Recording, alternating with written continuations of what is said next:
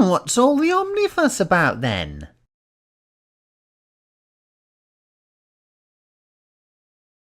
If there's one thing gets my heart racing, is that intro. I think it's almost like it's too hyped up for what we're for how good we are. You know what we can present to you guys.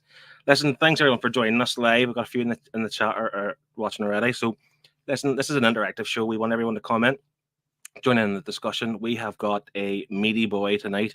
There's quite a lot to get through. We're going to start off simple with a haul. We've got some of the SDCC reveals, games, TVs, movies, comics, and the Eisners. And then if there's time, we'll have a quick look at what's due to come out in the month ahead. If there's time, we could be here all night, the way things go. But we are a week off from the SDC stuff from last week. Yeah, pretty much. Because it was the first year there was no big Hollywood stuff, wasn't it? I think there were. Yeah. It was very much. There was no. On, you know. Yeah, there was only trailers really, but it's only because of the writer's strike they've pretty much quietened everything down on the movie side. What's like, I understand this, like the strike and stuff, but I quite like the fact that it was almost like bare bones stuff. You know, just back to the kind of normal comic stuff, like what we're all about, kind of. You know. Exactly, it's what we all go there to these cons for. You know, the movie stuff is always a nice little extra, but you know, you go for the comics. I always aim to try and do this show at the last Friday of every month. Doesn't always happen, but to show how dedicated I was, if you watch the comic book club every Wednesday, you'll see that my hair was getting a bit crazy. I even got a haircut just for today, just to kind of look more suitable to be on the interwebs, because I think I like sharp. So this show, it motivated me. I'm glad to be back now. Doing this, but this. Let's just see who has joined us. There's a few comments in the chat. First one in was Fuzzy. Evening all. We have GP Finham. He's here for all the fuss. And Steve, who picked our read for next week, which is going to be Daredevil No Fear. That's volume 1 from Chip Zdarsky's run. Oh, yeah. And Steve did get his care package. He got his Nerd Herd swag with a cheeky little Phil's Nerdyverse sticker in there too. But folks, please hang around, stick around. I've got a drink. Have you got a drink, Martin? Are you? I'm on squash. I didn't get to the shops to get some alcohol in, but I will for the next one. I can make it a regular thing now. I was the same. I had one beer in my fridge, and it was one of the Beavertown Gamma Ray American Pale Ale. So that's the only one I had. But I did dust off the old Bacardi Rare Gold Rum, so that's to enjoy after that. And let's just relax. Friday evening. Let's get talking. Let's get stuck in, and let's maybe say some stupid shit on the internet. Yeah, I'm looking forward to this. It's gonna be cool. We're gonna start off with a haul. Everyone loves a haul. Martin, you love a haul. Everyone loves it. Gotcha. I know I do. Everyone loves a haul video.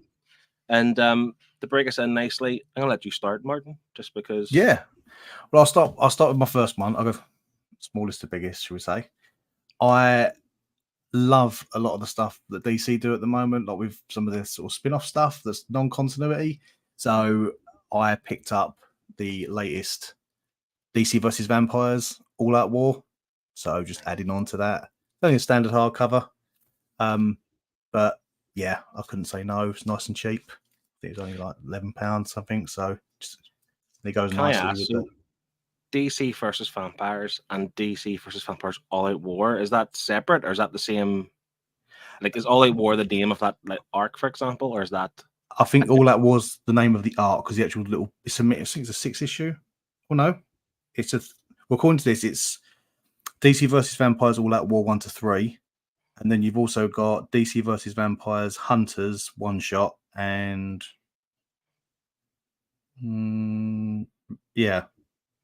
it's a companion collection, so it's just additional sort of stories, 1 shots. I think it is kind of additional to the main DC versus Vampire stuff, and it's something I missed the boat on, to be honest, because I didn't pick it up in singles, and then I just forgot all about it. But DC does some good stuff when they do the Elseworld, the What If, like of Deceased and so on with together. So it's something I'll grab. Maybe one day we'll get a nice big oversized hardcover or a nice big omnibus. Some point. I think if they do what they do with Deceased, where we get multiple spin-offs, we'll get a box set or we'll get an omnibus at some point down the line. But I went for the standard hardcover because if Deceased has 5 standard hardcovers and we're only just getting a box set now and there's no word of an Omni, I think these are going to be a while. So I'll stick with my standard hardcovers for a few years till it gets released. Nice. What's next? I'm going all in, yeah? Yep, all in. Okay, so I also pick up the odd Superman thing when I see it.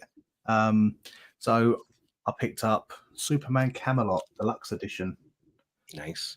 So it's got some of the Superman run from Kurt Busiek, Superman 654 to 659, 662 to 664, and an annual. So I think it's a chunk of what Kurt Busiek wrote at that time for Superman. So it's a nice little slot in some next to some of the omnibuses, especially being deluxe. It fits nicely. Yeah. See, I actually find now that I'm now leaning towards deluxe editions as opposed to an omnibus. And Steve makes a good point: says we are getting a Deceased deluxe finally off the first Deceased book. Yes. And I'm debating upgrading my hardcovers to that and just get a deluxe for each series as opposed to one big omnibus. See, I am with you on that one, but I am a little bit nervous that we're not going to see deluxes for the other 4. Are we only getting a deluxe for the main series, and then we might get a omnibus down the line to incorporate the other ones? Yeah, because there's 4 others, and it's taking this long to get one deluxe. Unless they're going to do the deluxe for each one every 3 or 4 months, they're not going to not want that omnibus money. So they probably need more. I think if the sales for the deluxe do well, and I think people ask for it, yes, you'll get Unkillables and World End, the follow-up ones.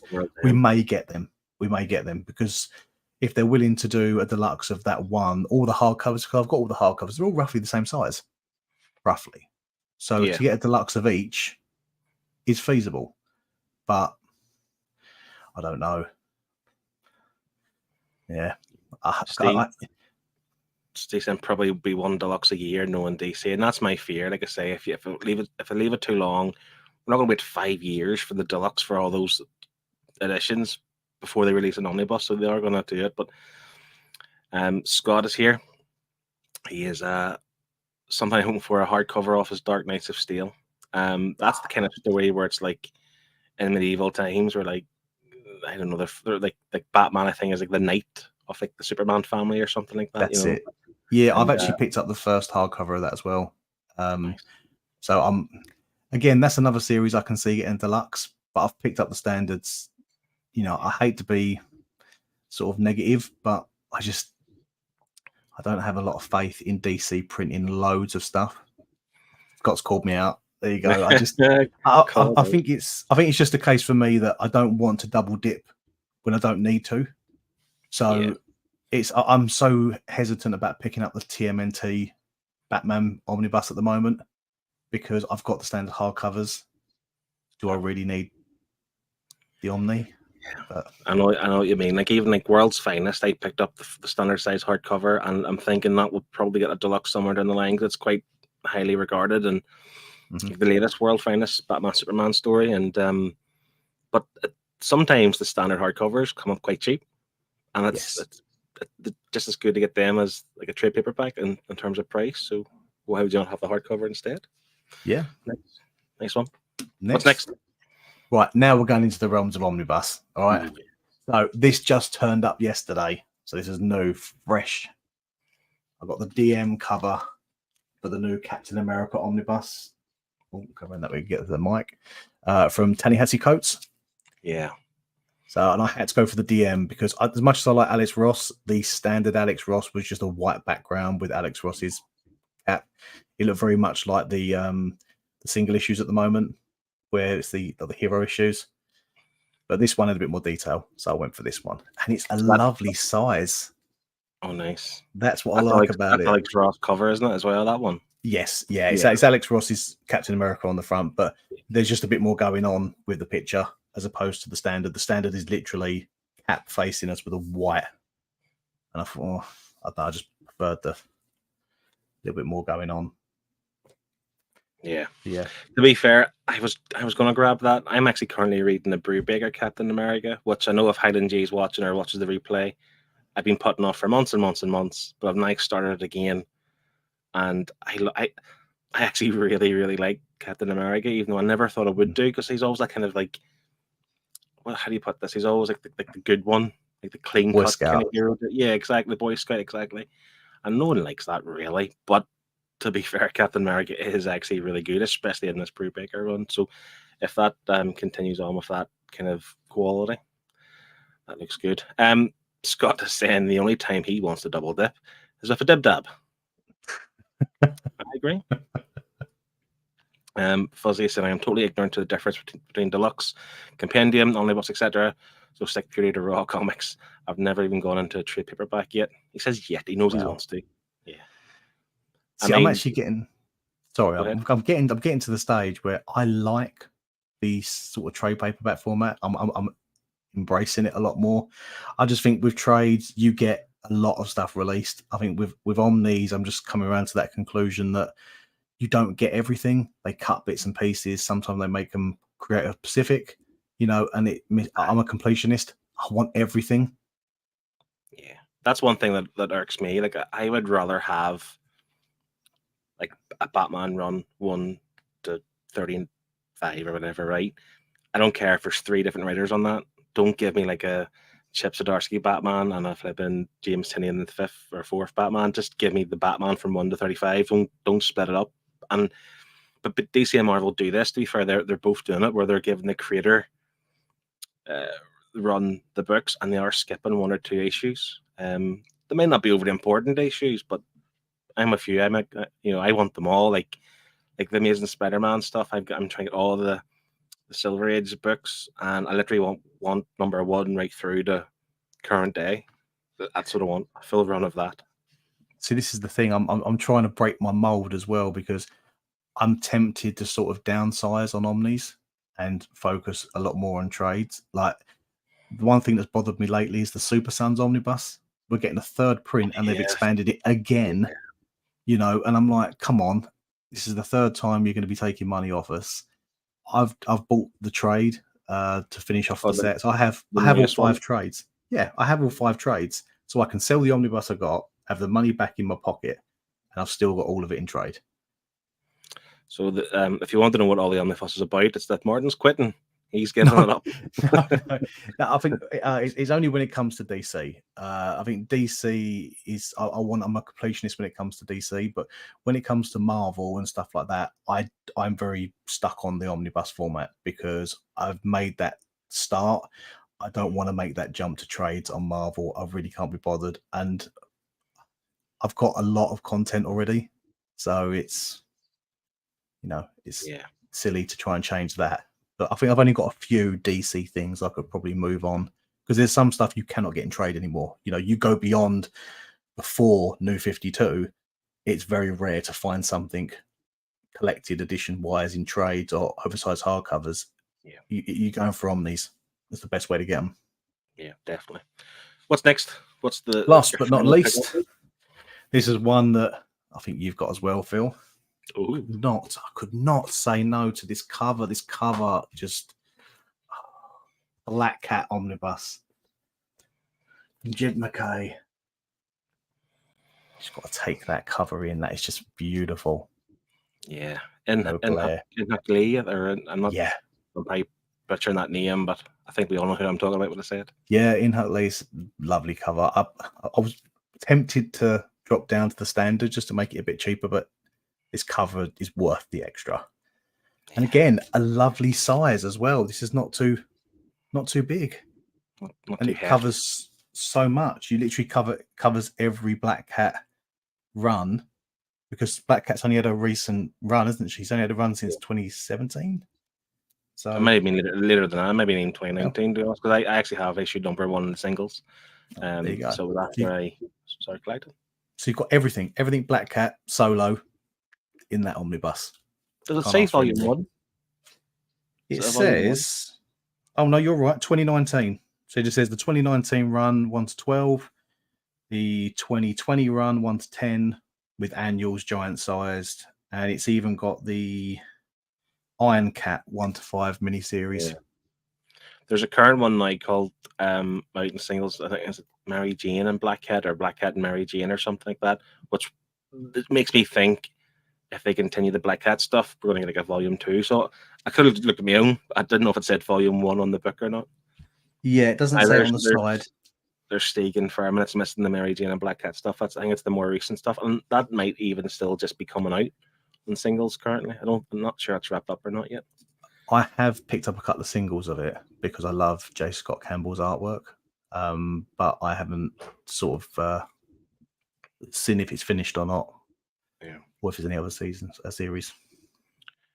GP is wondering where everyone was watching. He was watching my channel. Yes, I do split this between my channel and the Nerd Herd, because I noticed a few months back there are people who watch on my channel and people who watch on the Nerd Herd, and I'm just trying to get everyone over to the Nerd Herd. So if you are watching on my channel, Phil's Nerdyverse, just feel free to come over to the Nerd Herd and subscribe there, because we are planning to do a lot more stuff going forward, between the four of us, me, Martin, Scott, and Shane.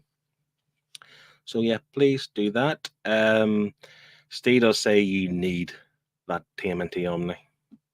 So Steve's a bad influence. He's a bad influence on me, and you know you are, Steve. You're a bad influence. You always turn. You got me on Marvel omnibuses. So there's a Reddit group for the UK folk, and it's updated all the time with bargains. I'm pretty certain the Batman TMNT book is quite cheap at the minute on books, etc., and on Speedy Hen. And Speedy Hen has a 10% discount code for the first time in a long time. So good on that. GP's asking, do you think TMNT Batman stories will be reprinted in the IDW Turtle books? I don't think they will. No. I think that DC want to be the ones that are going to print Batman. So I don't think that, and they don't tie in at any stage, I don't think, to the main TMNT stuff. No, if I remember rightly as well, I think there was a bit of issue getting it printed in the first place because of the licensing. Yeah, took ages. That's why it got cancelled the first time around, because it hit the solicits, and it was like the artwork was sort of template was put up ready for it, and then it just got pulled. Yeah, and it was a good year before it even came out, or was solicited again. Then it came out fairly quickly for once it was solicited. But yeah, I don't think they'll ever print Batman in IDW format. I think DC will always take the reins there. This is a good point too. The Mighty Marvel Masterwork books, they're like the smaller form books. I think the idea is to try and get, instead of having a big omnibus, you can just have a simple kind of book to read as opposed to having this big heft of a book and maybe get overwhelmed by it or something. I think they're a good idea. And I wish I could. Yeah, they do. I wish I'd actually started collecting them at the start and just had a full run of all of them.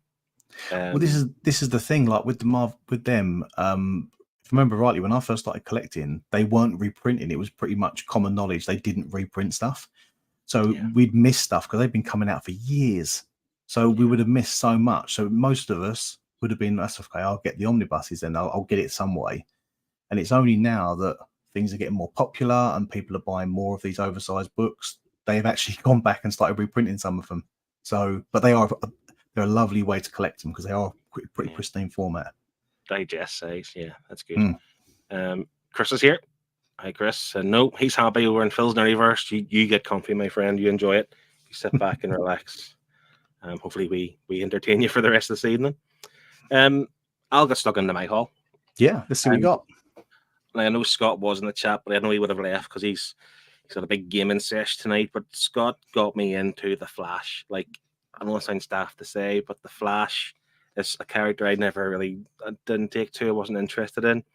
But Jeremy Adams took over the Flash run, and he very much brought Wally West back in, and he actually corrected the problems they made for Wally West in that Heroes in Crisis book that Tom King butchered. But I've enjoyed this run so far. So I've got the latest volume 18 of The Flash. Sorry, there's the glare.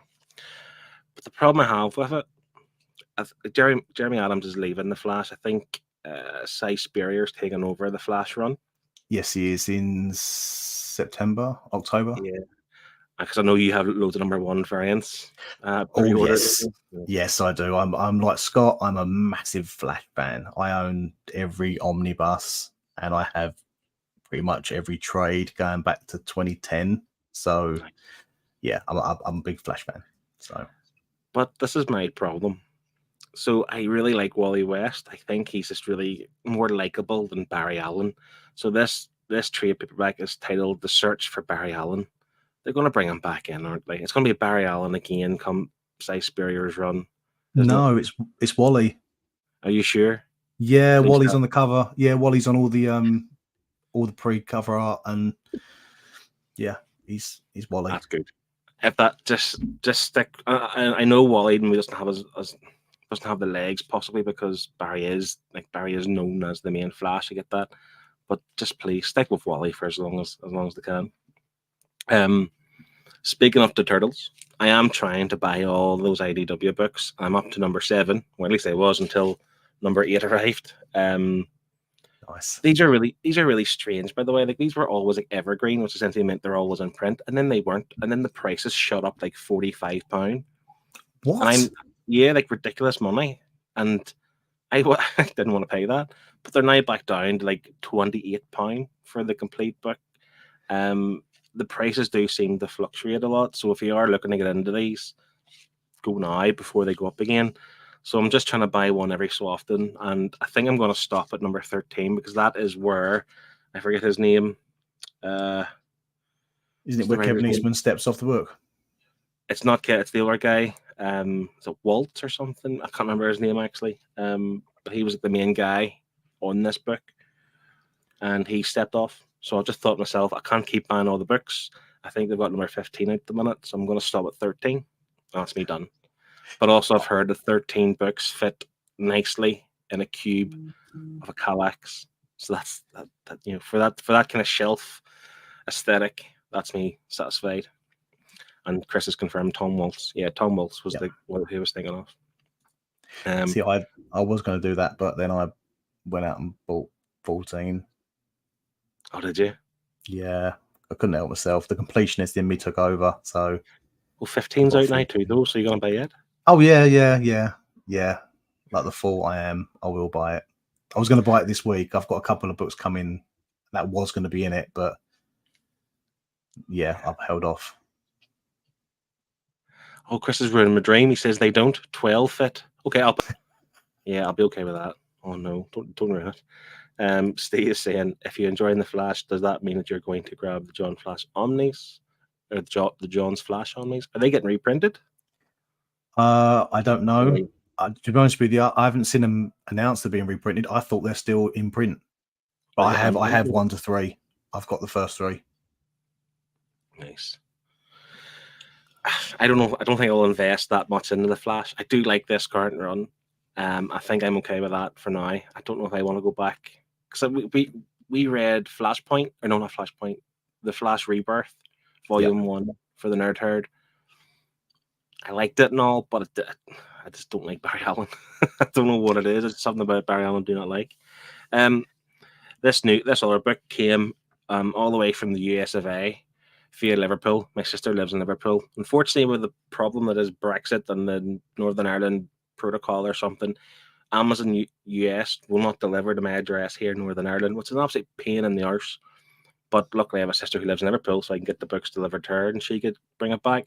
It's not a big book; it's out of print, and it's a trade paperback of Black Widow, the complete collection, and it's the Mark Waid, Chris Samney run. Nice. So I really liked the first volume we read for the book club. It was super quick, and I wanted to pick the full thing up. It's only 12 issues, to be fair, but I wanted to have it.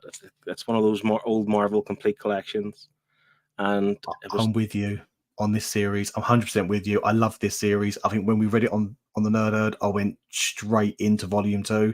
So I've read the lot. I couldn't help it. It was a great read. I think like what annoyed me is the fact that you could buy it on eBay for £35 to £40 pre-owned, and you can't buy the trade paperback anywhere. And I had one on Amazon US, and it was like £20 free delivery from the US. I was like, it's good. It's £20, but like it's out of print here. It's brand new. And it's coming from the US. It's cheaper than here. I'm gonna nab it, so I'm glad to have it, and I'm looking forward to reading the second volume of it. I don't know if there's a hardcover for it. I don't know if there's an omnibus for it. Probably not, because it's only 12 issues. So I'm happy with that. And then, don't want to bore everybody, but you've seen this book already. Black Cat omnibus. Yeah, by Jed McKay. I actually had the first few singles off this when I was reading more singles back then, and I enjoyed it for what it's worth. I dropped it not because it was bad, but because I had too many books in my pool, and fortunately Black Cat didn't make the cut. But I'm really looking forward to it. I heard the run got even better, so, and that cover is spectacular. And yeah, but I want to ask, actually, because we've had this chat. I've got the Ghost Spider-Gwen book pre-ordered, and it's the, oh man, is it the same artist in Huckley? Might be. You went for the Gwenham cover, didn't you? The Gwenham cover, yeah. And it's like £62 plus your postage. But like currently at the minute on books, etc., you can get the standard cover for £53, free delivery. So essentially, I'll be saving £15, which I'm really tempted to do. But like, I like that cover. Well, as we were saying in the week, you know, that's the spoiler. One of the books I've ordered this week is the Ghost Spider from Books Etc. The standard cover. I like the standard cover. The Gwenham cover was lovely, but I just got drawn to the standard when Omar did the announcement. So it was my one I chose from the get-go. So I just stuck with it and wait for Books Etc. I don't know. Maybe by the end of the show, I'll decide. I don't know. Save those pennies. Steve's confirmed it's Wally in the first two omnis. Yep, that's true. That could be me sold. Yeah, because you've got to remember, Volume 3 is... In Volume 3, you get Flash Rebirth. So that's only when he comes back. Yes. Man, is there room for Flash books on my shelf? There's always room for Flash books. Yeah, I suppose there might be. Chris is saying they are bringing out a huge artist edition of that through IDW. Do you mean the Black Widow book? Is that what he means? He says IDW. He's probably... You talking about Turtles? Oh, possibly. Let us know. I'm intrigued. Yeah. So that's our hauls.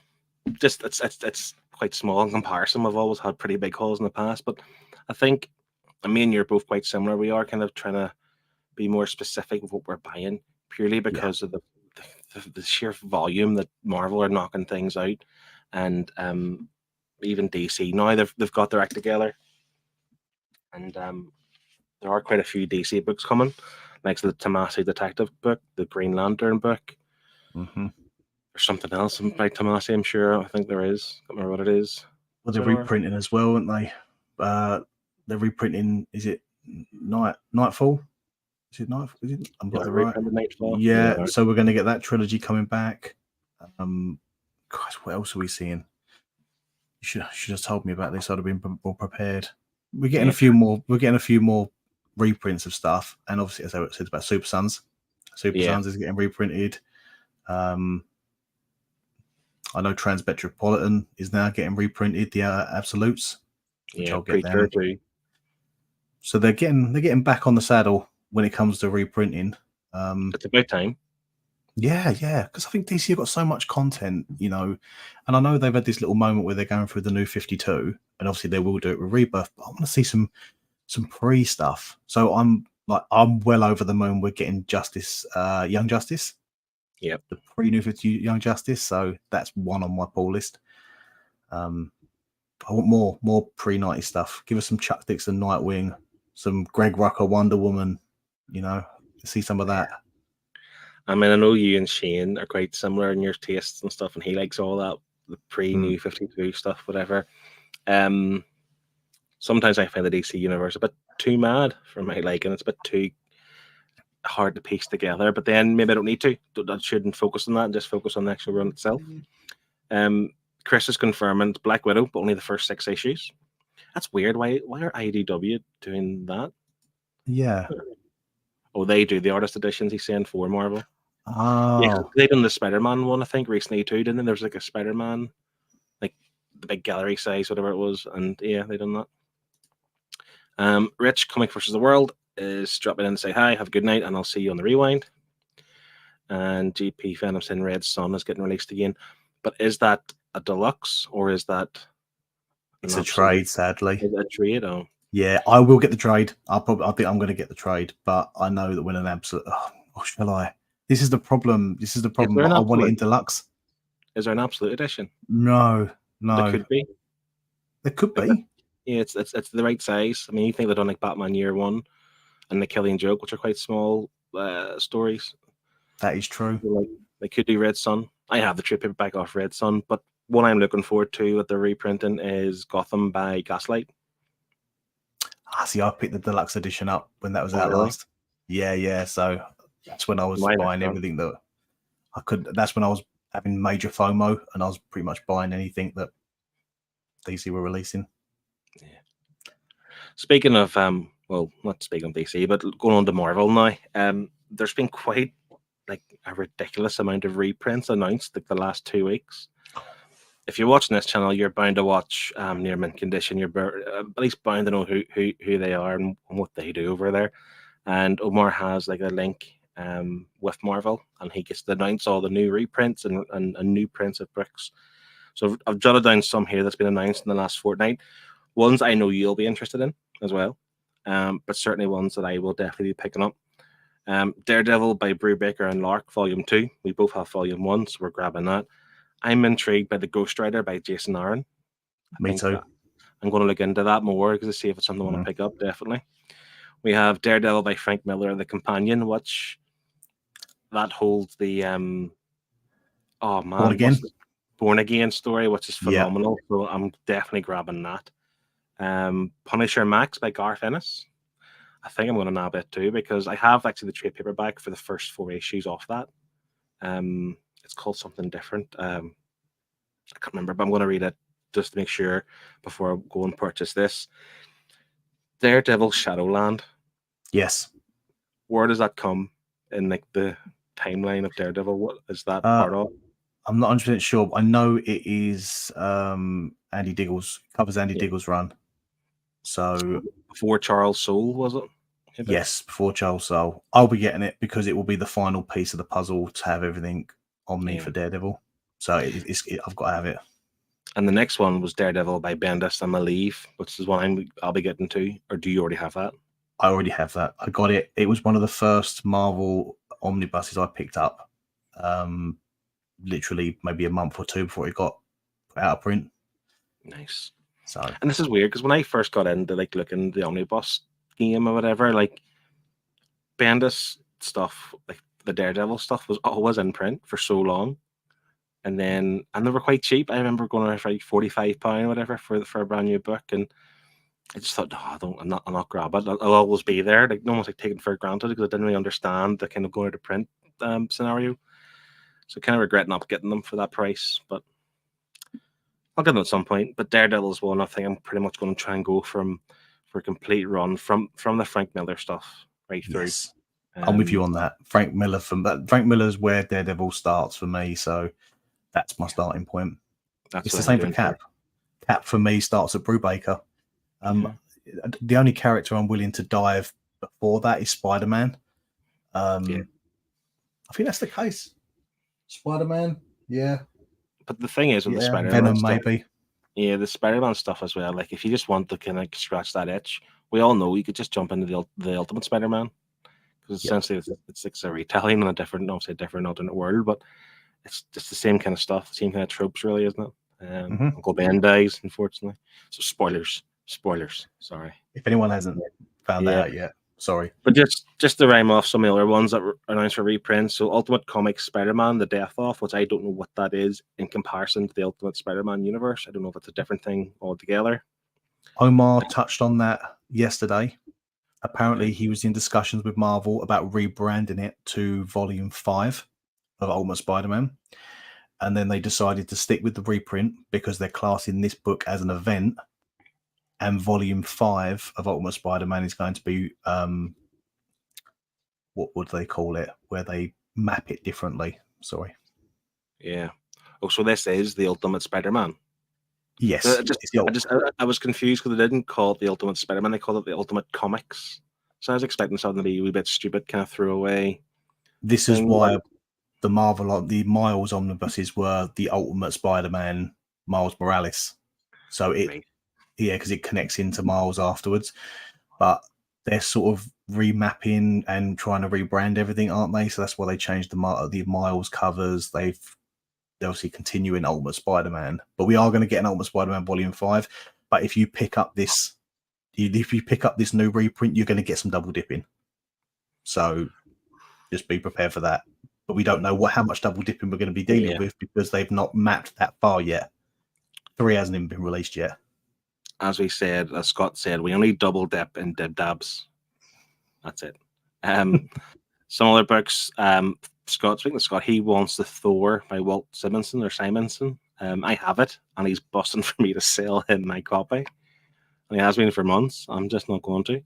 But yeah, it's coming out next year at some stage. World War Hulk, which I'm not fussed on because Planet Hulk was by far the superior story in the two of those, and I'm not interested in picking up World War Hulk Omnibus because it just wasn't as good, unfortunately. Fantastic Four by Wade and Weir Ringo. It's not for me either.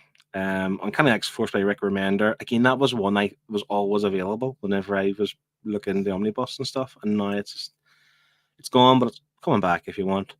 And then there's The Amazing Spider-Man by is it J. Michael Straczynski or John Michael Straczynski? What's the J stand for? JMS. J. Michael Straczynski. Yeah. JMS. Go with JMS. Yeah, Volume 2. They reprinted Volume 1 earlier this year, so you're going to get your full, complete story from him.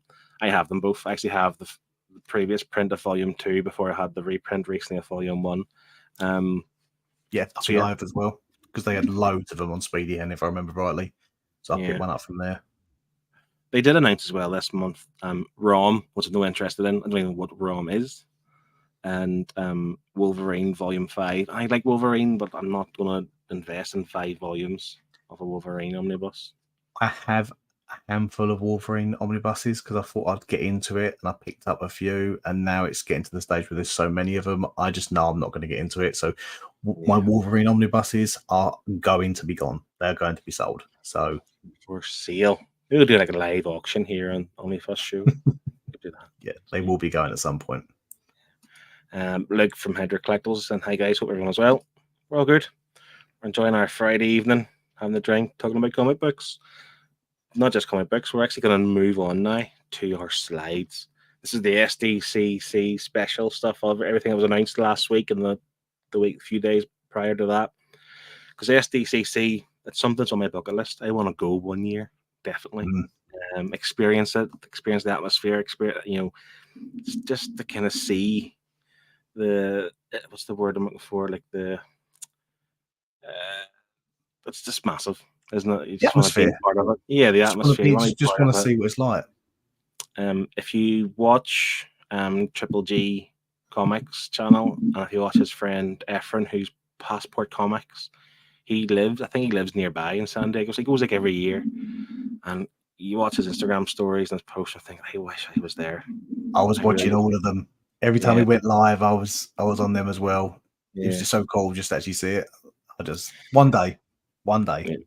But as we mentioned earlier, this was the first year, again, because of the strikes, they didn't have, the big movies, the Marvel studios, and have all the actors on stage, all this kind of stuff, which was actually quite good because it focused very much on just the comics. But yeah, so I've prepared some slides. So bear with me. I'm just going to go through them and talk about them and see how it goes. Okay, so we got some gaming stuff. And me and Martin, probably more you than me. We're big gamers. We love, yes, big gamer. Especially we're very much excited about what's due to come out. We've seen more of Spider-Man 2, and this is the game where Marvel's Spider-Man for the PlayStation kind of was phenomenal when it came out. In the PS4, absolutely loved it. Obviously, I'm a big Spidey fan. I've got tattoos on my arms. And the game was phenomenal. It always had the same kind of mechanics as like the Batman Arkham games, but better. Yeah. And obviously, like sipping through flipping New York and all the extra stuff, like taking selfies on top of the flipping trade centers and stuff. It's cool and all, but the gameplay and the story was phenomenal, and the fight was phenomenal. So I am 100% looking forward to this. The Miles game as well was just as good, but of course we got this big guy here in the middle, which I'm really looking forward. And that's Venom. So we're getting the black suit Spider-Man, and we're getting Venom. But I'm trying my best to ignore all the rumors of who Venom actually is. I don't think it's gonna be Eddie Brock. Like, I know it is. oh, you know who it is? Yeah, I know it is. Has it been confirmed? Yes. Okay, you're gonna have to tell me then. If it's been confirmed by Sony, It's in the trailer. okay, and we're gonna watch the trailer, so maybe we'll find out together. I actually haven't watched the trailer yet, which is mad. What's the next slide? I'll go to the next. Yeah, so we're gonna try and do this. We're gonna try and watch the trailer. Bear with me. Share screen. Entire screen. Share system. So hopefully we get the audio here, and this is the new trailer that was released last week for the Spider-Man game. Hopefully the volume's not too long. Martin, give me a thumbs up if you can't hear it as we go. A lot's happened in the last 10 years. It's a miracle I'm even sitting here now. I got a second chance. And I'm gonna take advantage of that. But I need you with me, Pete. We're gonna heal the world.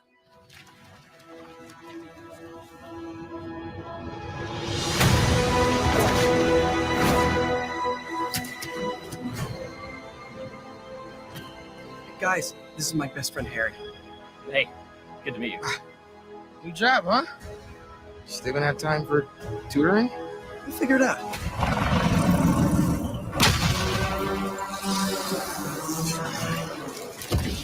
I didn't know there were bears in these woods. Hey, MJ, I have another name for you. Craven. He's here on some kind of hunt. No, if you need me, I'm just a call away. Lee, you don't know what you took from me. All Miles talks about is how to be a better Spider-Man. How to help you. What the hell's going on with Pete? He's not himself. Go help him. This was our dream. I'm not going to lose him. We're going to heal the world.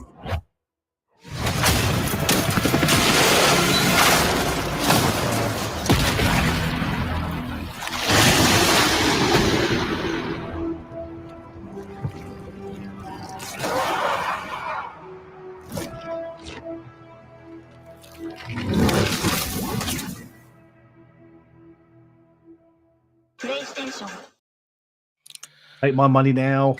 Yeah, but man, it's Harry Osborn. Then that's who it is. That's the impression I'm getting. Certainly alluded Obviously he to. says, Yeah. We're going to heal the world, and he says it at the start. But I can look past that. You got to remember they're trying to tell their own story, and I'm happy with that. You know, I'd rather when they're making some of these games, they stick to source material, but do try and tell their own story in their own world. Yeah. And with Spider-Man, it's perfect with the whole Into the Spider-Verse thing. You know, what a better chance to tell your own story, and then they're nailing it. Each one they've nailed it for me. So, but it's actually one of those things that so the 20th of October, it's creeped up. And I was hoping to have a playthrough of both previous games before this. Well, still plenty of time, don't get me wrong. But the rate I play the games to them at, I don't know if I'll make it by October. But yeah, I'm super hyped for this 100%. And like in the first two games were phenomenal. The action was phenomenal. The story was great. I really like this. I mean, so much so I have it tattooed on me. It's not finished yet, don't you can tell. The PlayStation Spider-Man suit. I think it's a spectacular looking suit. And even when I'm playing the game, you can all get these upgrades and get all the different sets and stuff. I just play in that. That's just the favorite one. I don't My change it. my one I'm using at the moment is Civil War, Tom Holland Spider-Man, because I'm currently replaying this as we speak. I'm playing the remastered version for the PS5 that you get when you buy Miles. Yeah. So yeah, I'm playing through it. Does that come with all the DLC stuff? The Black Cat stuff? Okay. It comes with everything. Yeah, I have that too, to be fair. I actually bought the DLC when I had on the PS4. I've bought Miles and obviously upgraded to the master or the remastered version. You know what really annoyed me in the game? I was fine trying to complete the game 100% and getting all the bags and whatever else. It's those bloody pigeons. I hated those pigeons, like so much that I just did not want to do that part of the game. You know, to get the 100%. I just didn't want to do it. First time playing this, I think I was playing an MMO with my group of friends. I can't remember which one it is. We were playing an MMO. We literally stopped the whole sort of the whole guild league. We stopped everything we were playing and we all went off and played Spider-Man. We all smashed the game in like a week, platinum it, before we came back to the MMO. And the thing I found the most irritating was the Taskmaster missions. Yes. Do you remember those? Yeah, I do. They were challenging, but those bloody pigeons were annoying as well. I think, to be fair, I did kind of master at the end of the day to get the pigeon, but I just didn't want to do them. just didn't have it in me to go do them. So I never actually 100% the game. It wasn't just the pigeon missions, as I said. There was other things I didn't do. You know, you have to, like, if you jump into like a gang, you have to like do certain moves and certain combos and stuff. I didn't get all them either because I'm just not that dedicated of a gamer, unfortunately. But I do want to talk about. I know I'm going to try now, though. I'm going to try 100% this game before 25th of October. But before that, one thing I am 100% going to buy is the new hardware, the special edition DualSense and the PS5. Now, with the PS5, I'll touch on that first. Actually, you don't have to buy the PlayStation. You can actually buy the plates now as what instead. So they're selling these. No. Yeah. So they're pre-order now on Game Digital website where you just buy the actual plates to put that on. So if you already own a PS5, you don't need to buy a new one. You just buy the new plates. Oh, that's me sold then. So I am 100% buying the DualSense controller. Yeah.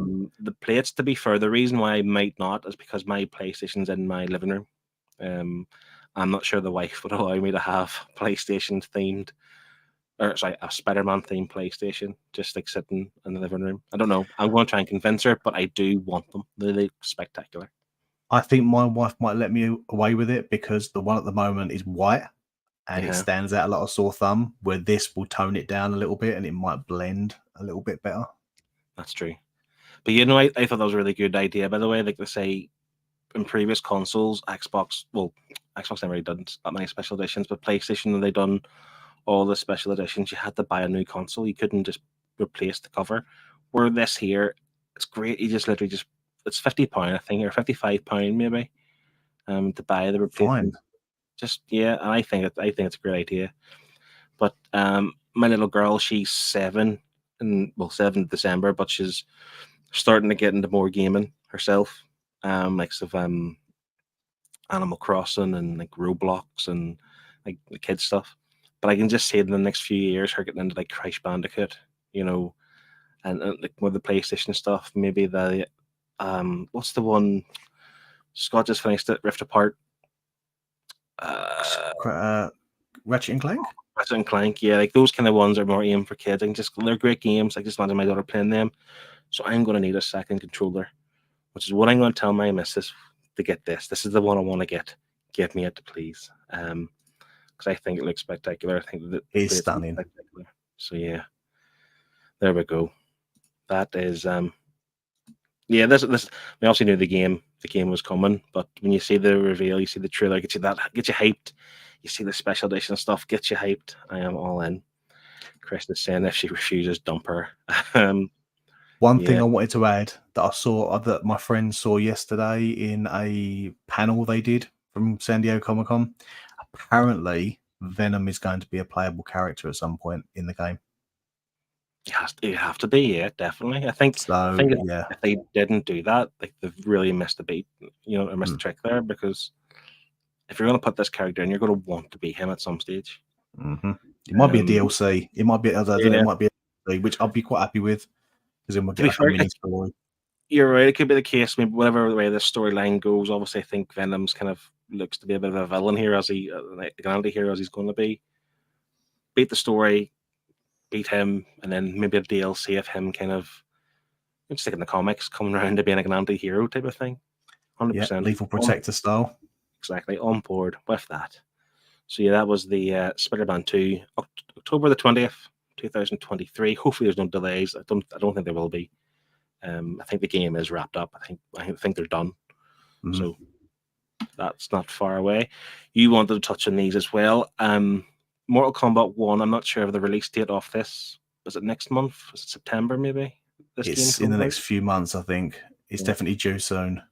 But if you don't want to play with the boring old Mortal Kombat characters, you can get the DLC, and you can be Omni-Man, and you can be Homelander. This And could be Peacemaker. And Peacemaker, yes. You were pumped for this then? Yeah, I'm a big Mortal Kombat fan. I have been for many years. The last couple of games got the story went a bit crazy, and for them to continue it on would have just been dragging it out. So this is like a fresh reboot. They've actually called it Mortal Kombat 1, so they've literally gone back to basics. And to see characters like Homelander and Omni-Man in the game, and apparently he's going to be voiced by they're going to be voiced by the characters that the actual actors that played them. Oh, really?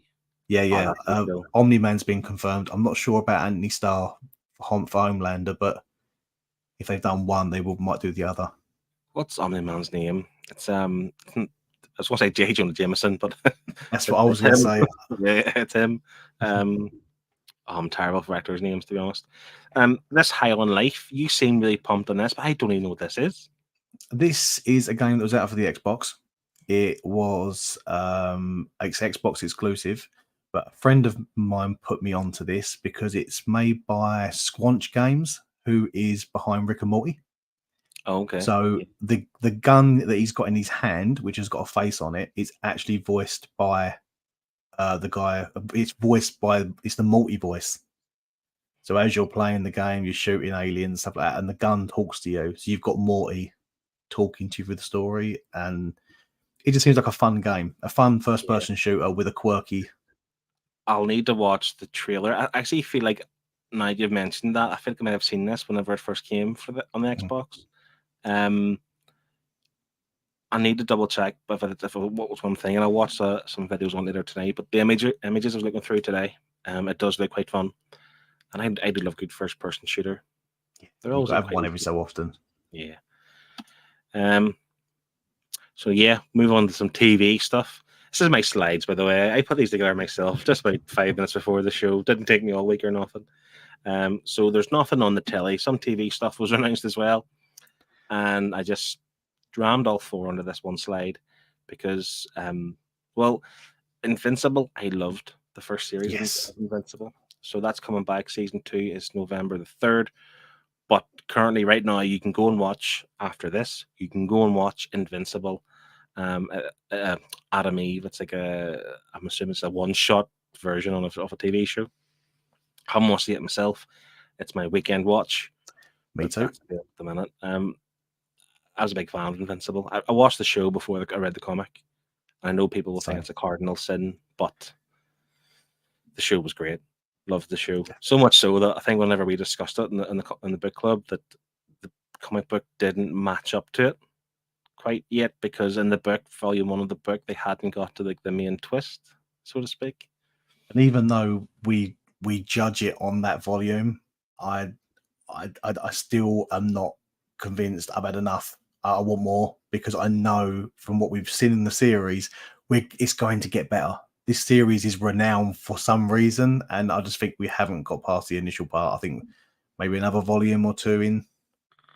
So, yeah, well, I read the complete number 1 or whatever is the complete collection 1, and it's far better to read it in that way as opposed to just one volume of the trade paperback, which is weird because they've actually just announced, or they just released it today or yesterday, the new format.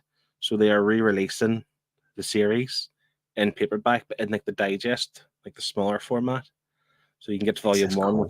which is the first 4 issues. But then again, how many people will be hooked on those first 4 issues to want to read the second one? I think, for anyone that hasn't seen it yet, go and check it out. Our video on it where we covered it. It wasn't enough. It wasn't enough. Yeah, we I think liked you it, can- but it didn't match up to what the show gave us, I suppose. It's just a fraction of the series. Nothing. You can see why Image released them in those deluxe formats, and obviously compendiums, because this is a series I would have thought would be better consumed in bulk as opposed to single trades. I agree. Moving on, Harley Quinn. Have you watched this? I've watched bits of Harley Quinn. I find it really funny. It's not obviously the Harley Quinn, the original Harley Quinn that you love from the comics, but yeah, voiced by Penny from Big Bang Theory. Yeah, I can't remember her it is, actual name now. Kelly Kulo. Yeah. Yeah, we're terrible for actors and actresses' names. I tell you what, I tried to watch the first episode of this. Now, you know yourself, when you have young kids, you can't really watch TV unless they're actually in bed. But if you try and watch something when they're about, you can get away with it. But literally, the opening scene for this series, they must have used the F word about 20 times. So I thought, no, I'll try and watch this when there's no one around me. And I just haven't picked up again since. It looks really good. I like the idea of it. I like Harley Quinn, so I will try and get into it. It's on the list of many things, to be honest. But I'm glad there's a season 4 coming. Just means there's plenty to binge. Yeah, started last night. I actually think it might have been Steve, if he's still watching. I think or maybe it was Al that likes comics. Somebody today put on Instagram that they dropped the first 3 episodes. So if you are into Harley Quinn and you're looking forward to season 4 coming back, it's on. It started. Go get it. Speak to me about Gen V, because I didn't watch season 3 of The Boys. Oh, missed out.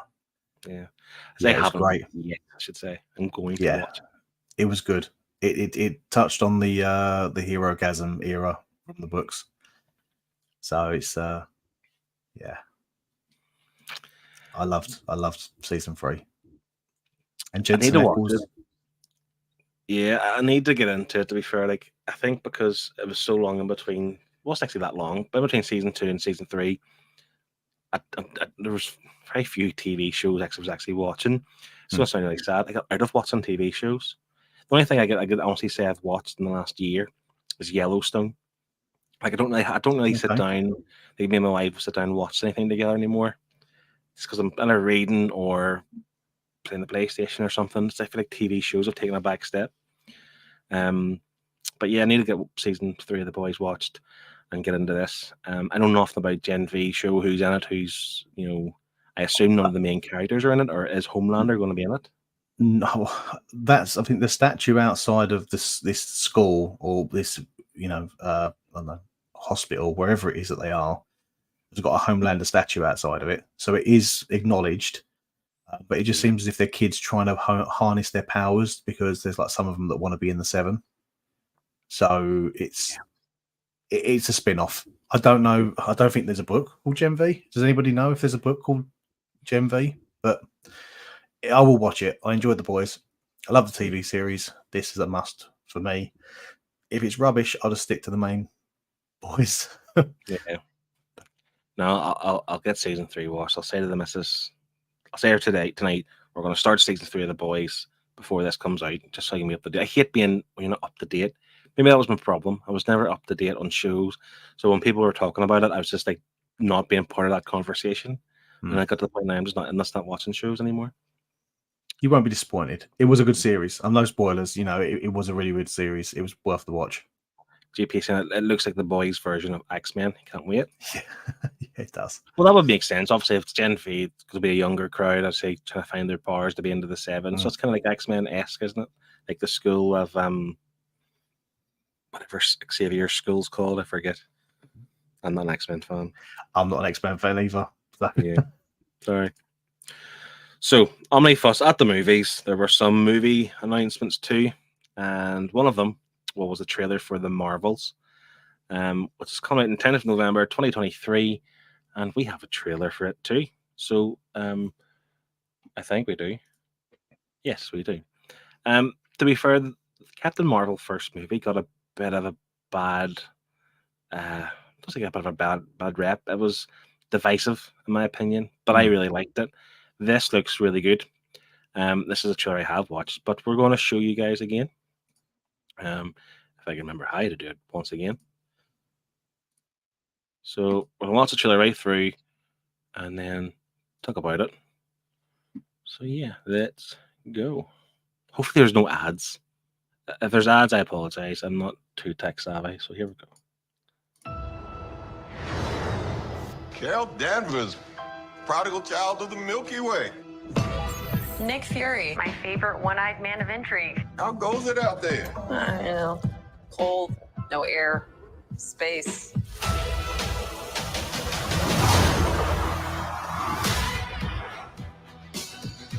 Captain Marvel, the Annihilator. You took everything from me. And now I'm returning the favor.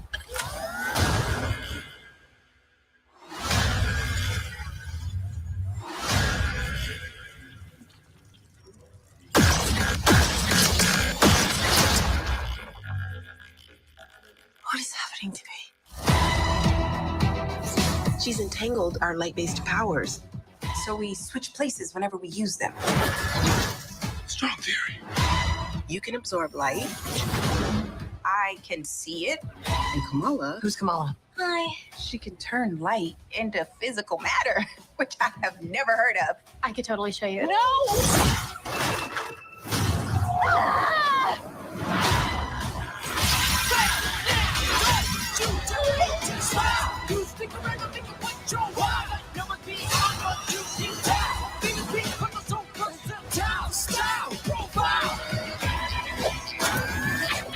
She's targeting every planet we call home. I would never choose to bring anybody into this.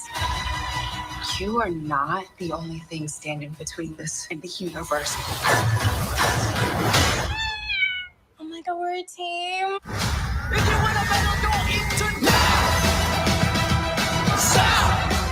Higher. Further. Faster.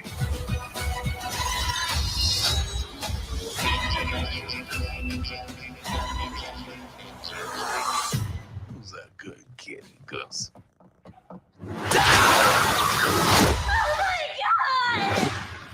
I can't. Can you? I got it.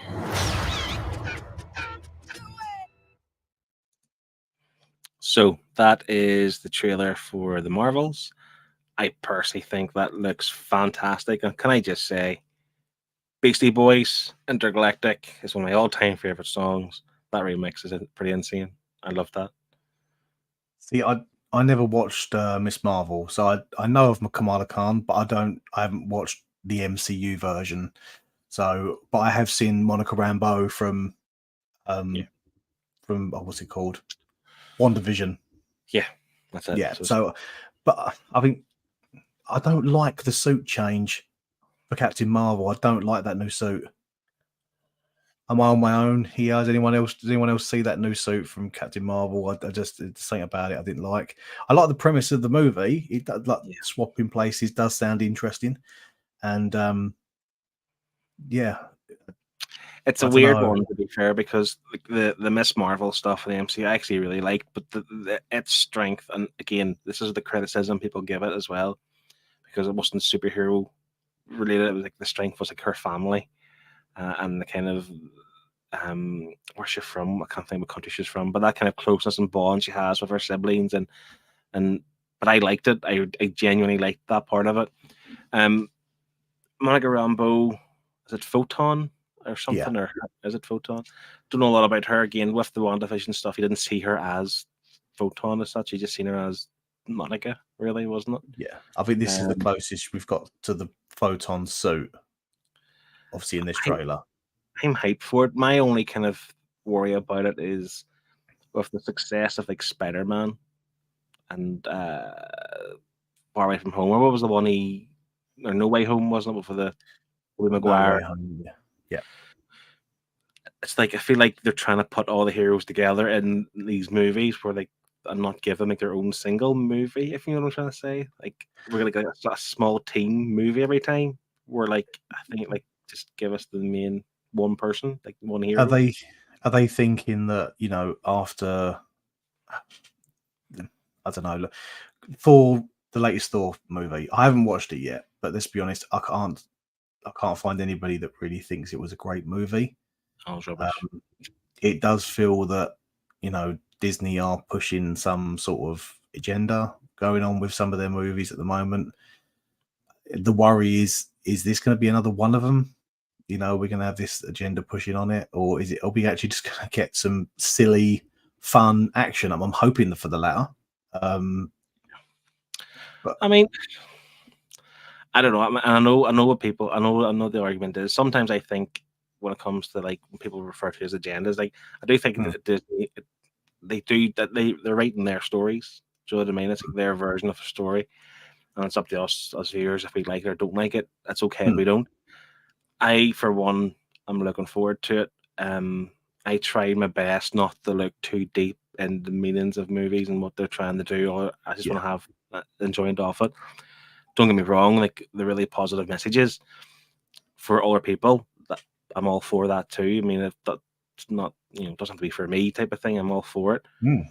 But I'm the same as you. I hope it's not. I hope it is just a fun movie because the action looked really good there. Yeah, they kind of switched between lives, and they were, you know, it's like obviously she wanted to show her powers, and whenever they use their powers, obviously they switch between the two of them, and it's just fun. Like it's fun. It's really good fun. I really enjoy it. Hope it delivers. With the Marvel movies too, I think the last since Endgame, they've been trash. Yeah, I think I haven't watched Ant-Man yet. I was a big Marvel fan all the way through. You know, all the first few phases. I watched every single one release. I went to the cinema to watch Endgame. Went to the cinema to watch No Way Home. I just think after No Way Home, I think everything that's been released, even TV series, like I was hyped for She-Hulk, and She-Hulk was a little bit of a letdown. But the Daredevil episode did make me a bit happier. But you know, I think Marvel need to take note, slow down, focus on quality over quantity. You've got us, you know, you've got a universe built there. We enjoy it. Just give us something to enjoy. We're not bothered about binging. Yeah, I agree. I can't speak for myself there. I think everyone else would agree, but I agree. Slow down. I think too much isn't good. But then I get they have money to make, and they almost have to justify the Disney Plus platform. Hence why we had loads of Marvel shows. But then they've parked that at the minute. It was just costing too much money to make all those shows. Yeah. It's a weird place. I mean, Stacey and Guardians, there's probably the only decent one they've had recently. I actually forgot about that. But yes, it's actually probably one of the best ones overall. Is Volume 3 for the Guardians of the Galaxy. Pardon me. That's on Disney Plus this month, August. So I'm going to watch it then. I haven't watched it yet. So okay, I'll not spoil it. It's just really good. I'm looking forward to it. I wrote a few things down there. I don't know who this grey hair doll is, or silver hair person. I don't know who that is. Or I meant to know, because if someone could tell me who she is, I could try and find her first appearance and maybe try and, you know, have that book maybe, you know, in my collection. And Nick Fury. I am 3 episodes behind on Secret Invasion. Obviously, Nick Fury's in it, but Nick Fury's in this movie. But I was getting, you know, are you watching Secret Invasion at the minute? I am not. Not because I don't want to. It's just, you know, it's like real life. Trying to squeeze TV shows in lately is a little tough. I'm not spoiling this one to say, like, they basically have Nick Fury. He's older. He's a bit beat up. And they're basically trying to portray him like he's not on top of his game. You know, things are kind of slipping by him type of thing. He's not the Nick Fury we all know and love, right? Which is fair enough. I don't know how it finishes. But if he's kind of heading towards the end of his like spy game, you know, and he goes into this, like he's like there's nothing wrong with him type of thing, I just worry about what have they done in between type of thing. Now, obviously, the first Captain Marvel movie was based in the 90s, but this is very much based today because Kamala Khan was today, from what I gather. I'm getting the impression just from the trailer it's going to be very Kamala Khan centric, because did you notice that in the trailer that grey haired woman put a bracelet on? I think that's something to do with Kamala Khan. Is it the other one? Because Kamala's only got one, isn't she? Could be. So is that the other one? Yeah. And if you watch the show, that the first one was given to her by her grandmother. It was like in the family type of thing. So there's obviously history there then. And obviously you see her family as part of this too. And they were sitting down with the family, weren't they? So yeah, I mean, it's one of those things that I'm looking forward to this. I'm not going to rewatch Miss Marvel. I vaguely remember what happened. Going to finish Secret Invasion before going into this. Steve saying Secret Invasion started so strong but didn't really land the ending. I'm up to the point where they had, I'm not spoiling anything for you, but there's like a gun battle at the airport. I'm there. That's the last episode I watched. But I've enjoyed it so far. Hopefully it does. Maybe Steve said it doesn't land the ending, which is unfortunately. I think Marvel and Disney since Endgame they've kind of struggled to get the hype back, to get the feeling back to what they had before. And controversial hot take, I almost feel like as much as people think Kevin Feige planned this, I think it just happened by luck and they went with it. Do you know what I'm trying to say? Like it happened the way it was. I don't think it was meant to be a connected universe. They had Captain America, they had Iron Man, they had Thor, and it just seemed to interweave beyond that point where people bought into it. Now I don't think people are buying into it as much as before. When you think about it, you know, Endgame was the build-up that we experienced ever since the first Guardians movie, didn't we? Like the Avengers and the first Guardians movie led the way to Thanos. And I think once the cosmic era, that's what it was. Yeah, so we needed the Guardians. So when Thanos sort of that story wrapped up, not only did we wrap up the story of Thanos, we wrapped up Captain America, we wrapped up Iron Man, we wrapped up Black Widow. You know, we've ended half of the original Avengers. Yeah. In that one movie alone. They've tried to pick up the pieces since then, but unfortunately, they've made Thor comedic. It worked in Ragnarok, but you got to step away. I think Chris Hemsworth said he'll come back for another one, but he wants a serious script. Yeah. And I think if they didn't do it with the previous one, I can't remember what the character's name is, but it's Jason Aaron's run. What's the name of the Christian Bale's character? Gore. If they couldn't do a serious story with Gore, it doesn't leave me with much hope for another one. That's the thing about that movie, which obviously you said you hadn't watched. That story is dark. It's sad and it's tragic for even for Gore. It's one of those ones you almost understand Gore's motivations. He's psychotic and all, but you understand him a little bit better. And Christian Bale, to be fair, was really good as Gore. But it was just, he was just let down by the tone of the movie. It was terrible. It was dreadful. I wouldn't recommend you go watch it. Just skip it. Don't care for it. But they could have done that story so much more justice. Like it shouldn't have been a comedic movie. Even if you think the whole Jane Foster stuff, like getting cancer, like you're making comedy out of Jane Foster getting cancer and Gore, the God Butcher who kills gods because they didn't save his family. It's just it's not meant to be a comedy. I'm sorry. And I think the thing for that, I've not watched it. The trailers all I saw, I didn't like the idea that it was Jane Foster as the Mighty Thor that was the front and center over the Gore Thor sort of story. Yeah, that should have been front and center.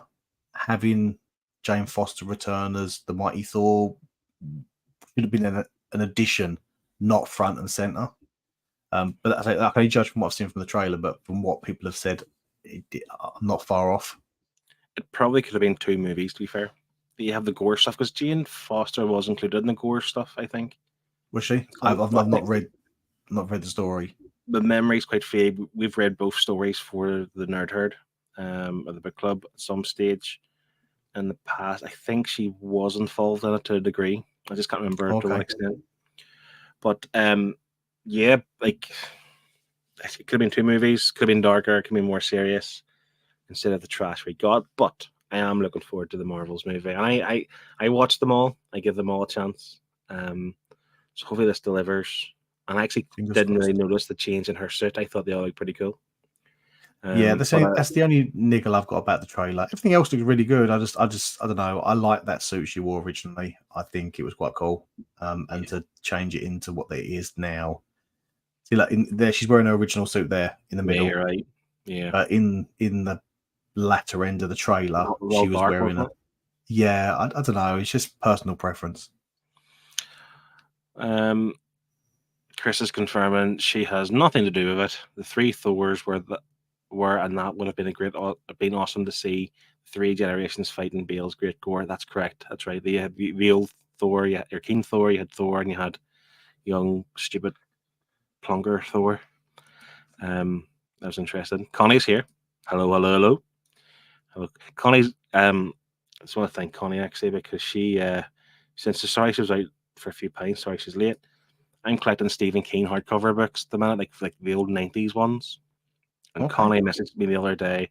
She picks them up at the charity shop. I was like, she's getting them for me. I'm delighted. Thanks very much, Connie. Coming my way, some Stephen King novels. But they're not omnibuses, so we'll not talk about them here. So yeah, that's the Marvels out 10th November this year. These are in development and expected next year. I'm a big fan of the DC animated stuff. Me too. All of them. I mean, okay, not all of them live up to the same hype as the previous ones, but generally I like them all. I've actually just watched what did I watch last week?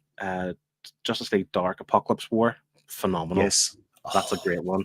Really good one. If you're a big Watchmen fan, we've had the book, we've had Before Watchmen, we've had Doomsday Clock, we've had the movie, and we've had the TV show. Now we're having the animated movie. I'm actually a bit worried about that one. Me too. Do you think we need this? No. I'm the same. We've got the movie that's 3 or 4 hours long. Do we really need? That's interesting. This is my worry. For example, Justice League Apocalypse War last week was 1 hour and 30 minutes long. Right? Good for an animated movie. Can't go beyond that. How can they do Watchmen in that length of time? Because I don't think they could give it 3 hours. Could they do what they did with Hush? Make it a part 1, part 2? Possibly. That's what I was thinking. Dark Knight Returns as well. Hush and The Long Halloween have both been divided into 2 different movies. Possibly. Don't get me wrong. Like, it's not for kids. They're for us. They're aimed for the grown adult who's read the books, and obviously they are quite dark and there's cuss words and all the rest of it. So they're not for children, but I just feel like I don't know why they're doing an animated movie off it. I don't like who asked for it. Do you know what I mean? Well, not us. I don't think we asked for it, and certainly not Alan Moore. And that might be the only reason. Because is it something legally they have to always have some sort of Watchmen project ongoing? So they don't. Are you talking like Sony with Spider-Man and Fantastic Four rights here? They've got to generate something every 4 years to keep the license. Yeah, that is the thing though with Watchmen. Like Chris, I know he'll probably know if he's still watching. Alan Moore signed a contract. This is why he fell out with DC. He has a contract with DC that the minute they don't use the book for so long, all rights and privileges or whatever go to Alan Moore. But then they obviously kept the book in print for years and kind of screwed him over loads of money. And he basically told them to go away and go after themselves type of thing. And so all the Doomsday Clock books, the Before Watchmen books, the TV shows, he wanted nothing to do with them. He doesn't want his name on the credits, but they do anyway because he is credited for making this world. So I am thinking that this animated movie is just another thing to do to keep the rights away from Alan Moore. Well, I totally agree, 100%. Because look at the moment. They've announced they're reprinting the Absolute edition of the Watchmen in about 2 months' time. If you go onto Books Etc. now, you can get the current one that has been released. So why are we getting a reprint when there is still stock of the original one? It's like the trade paperback, to be honest. And I actually sold my trade paperback fairly recently because I have the absolute edition, and I sold it for a decent price for what I thought. I thought it'd be worth like £2 because everyone has it, and there's so many of them. But it's sold decent price. And literally, like every kind of so often, I'm at a car boot sale or I'm at a charity shop, I always see Watchmen books somewhere. There's so many of them out there because they print them every year for this reason. Chris is kind Watchmen's of evergreen. Yeah, so the rights revert to Moore and Gibbons as if they don't keep the characters and brand active for a few years. They pulled a fast one on them, and they did. And I think Dave Gibbons is okay with it now because he's worked for DC since. I think he done some covers for Watchmen or for the Doomsday Clock stuff. I think, but I could be wrong. Just saying hello to I never know if it's Alb or ALB0811. Was out tonight, and we'll have to catch up with this tomorrow. But hope you're both good, fellas. Yep, we are good. Enjoying ourselves. Right. Enjoy the rewind, and enjoy your night. Now, Justice League Crisis on Infinite Earths. I'm looking forward to this one. Yeah. This is one I'll be busting to see. Yeah, definitely. Isn't Crisis on Infinite Earths is that story where we step out of the Silver Age and go into modern age DC. So this is one that I am really, really excited for. This is I'm hoping if it's a long story, break it into two because it will be a long story, I would imagine. Yeah, so break it into two. I'm happy for a part 1, part 2. Give me as much as possible. Again, talking with you and Shane with the DC universe, and I am actively trying to brush up on the DC stuff. I think you both agree for books wise, this is a good starting point, really, to try and I'll be honest. I have not read the whole of Crisis on Infinite Earths. I've not read it, but from what I can gather, this is the starting point. It's the same way when we look at for Daredevil, it's got to be Frank Miller. It's the starting point where you've got to go on from because the status quo is changed, and a lot of things. Obviously, there's things that have been changed even now from back then. But this is the point where we step out of the Silver Age. So, for the Bronze Age, I'll come one of the two. This is the starting point of where you go forward. Yeah. This is the start of the modern books, essentially. The modern era, even though it was like the mid 80s. I think this was coming out when I was born, 86. Yeah, so we're talking Batman Year One as well, aren't we? That sort of. I can't believe I just told the world the year I was born, 1994. I was born. I've had a tough paper round. Don't feel bad, mate. I'm 86 too. It's all good. 80s babies. Yeah, well, we're getting older, unfortunately. But yes, these are two I'm looking forward to. I mean, I am a big fan of the DC animated stuff, and they do pump them out fairly quickly too. I will watch the Watchmen one, but I'm not sure if we actually need it. I don't want it to be too. It's a cartoon. I don't want to be too bogged down with the heavy stuff that Watchmen comes with. The only question I've got with these two movies, what's his name? James Gunn. So James Gunn's taken his whole new DC forward. Yep. He said games, movies, animated movies would all be interlinked and woven into one universe. Mm-hmm. Are these two movies wrapping up what is currently the animated universe to then move into James Gunn's universe, or are these part of it? That's the question that we're not going to know until we see more. And I think you'll be able to tell just from the art style alone, because obviously the newer DC movies got a very unique art style. Yeah.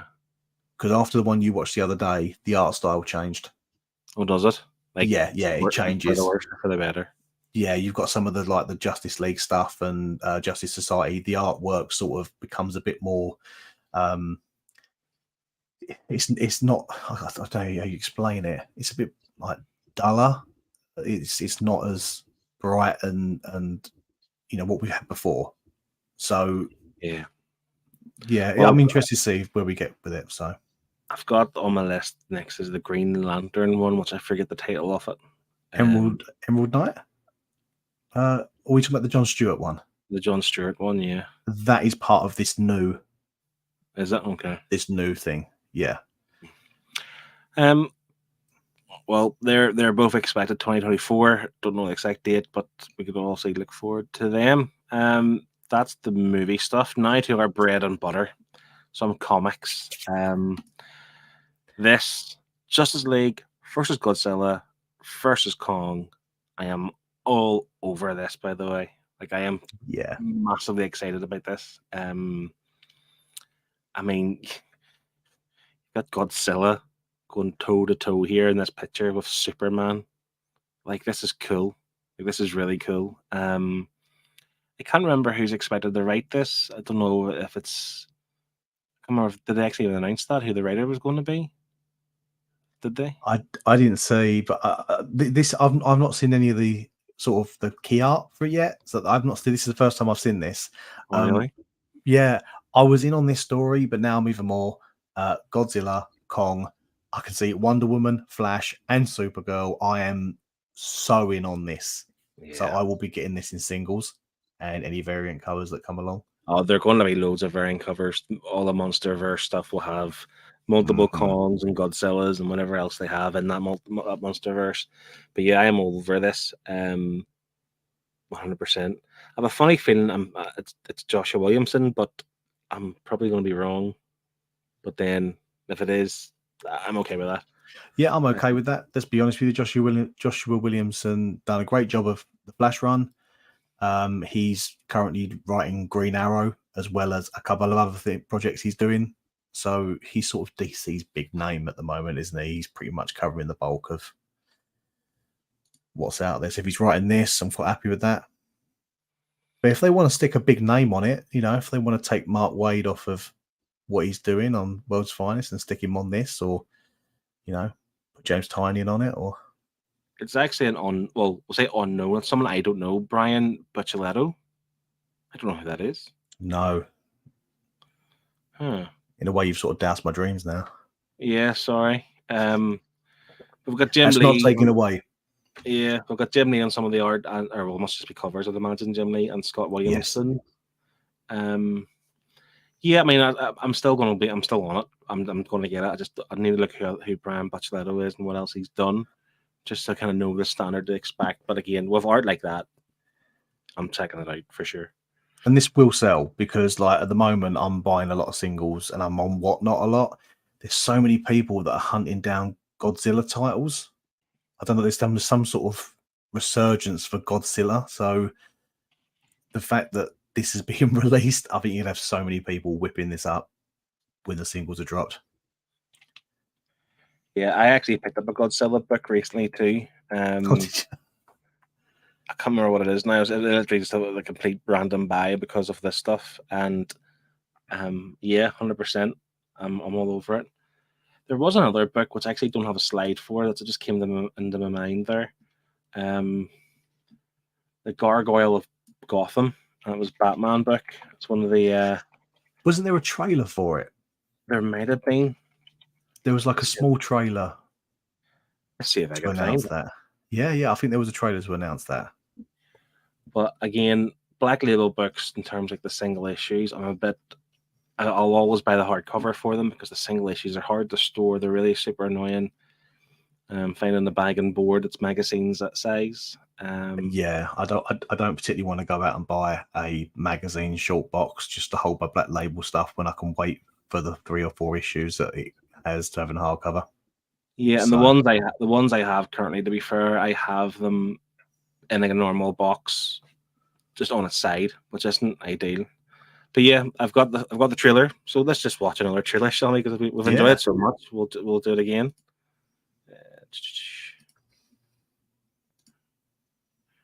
Again, let me know you could definitely hear the sound. Give me a thumbs up when it starts.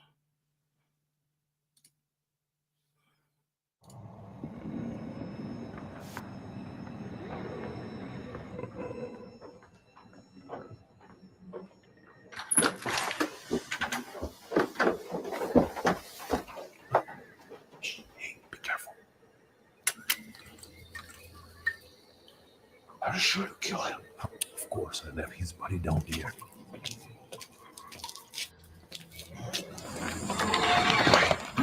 What was that?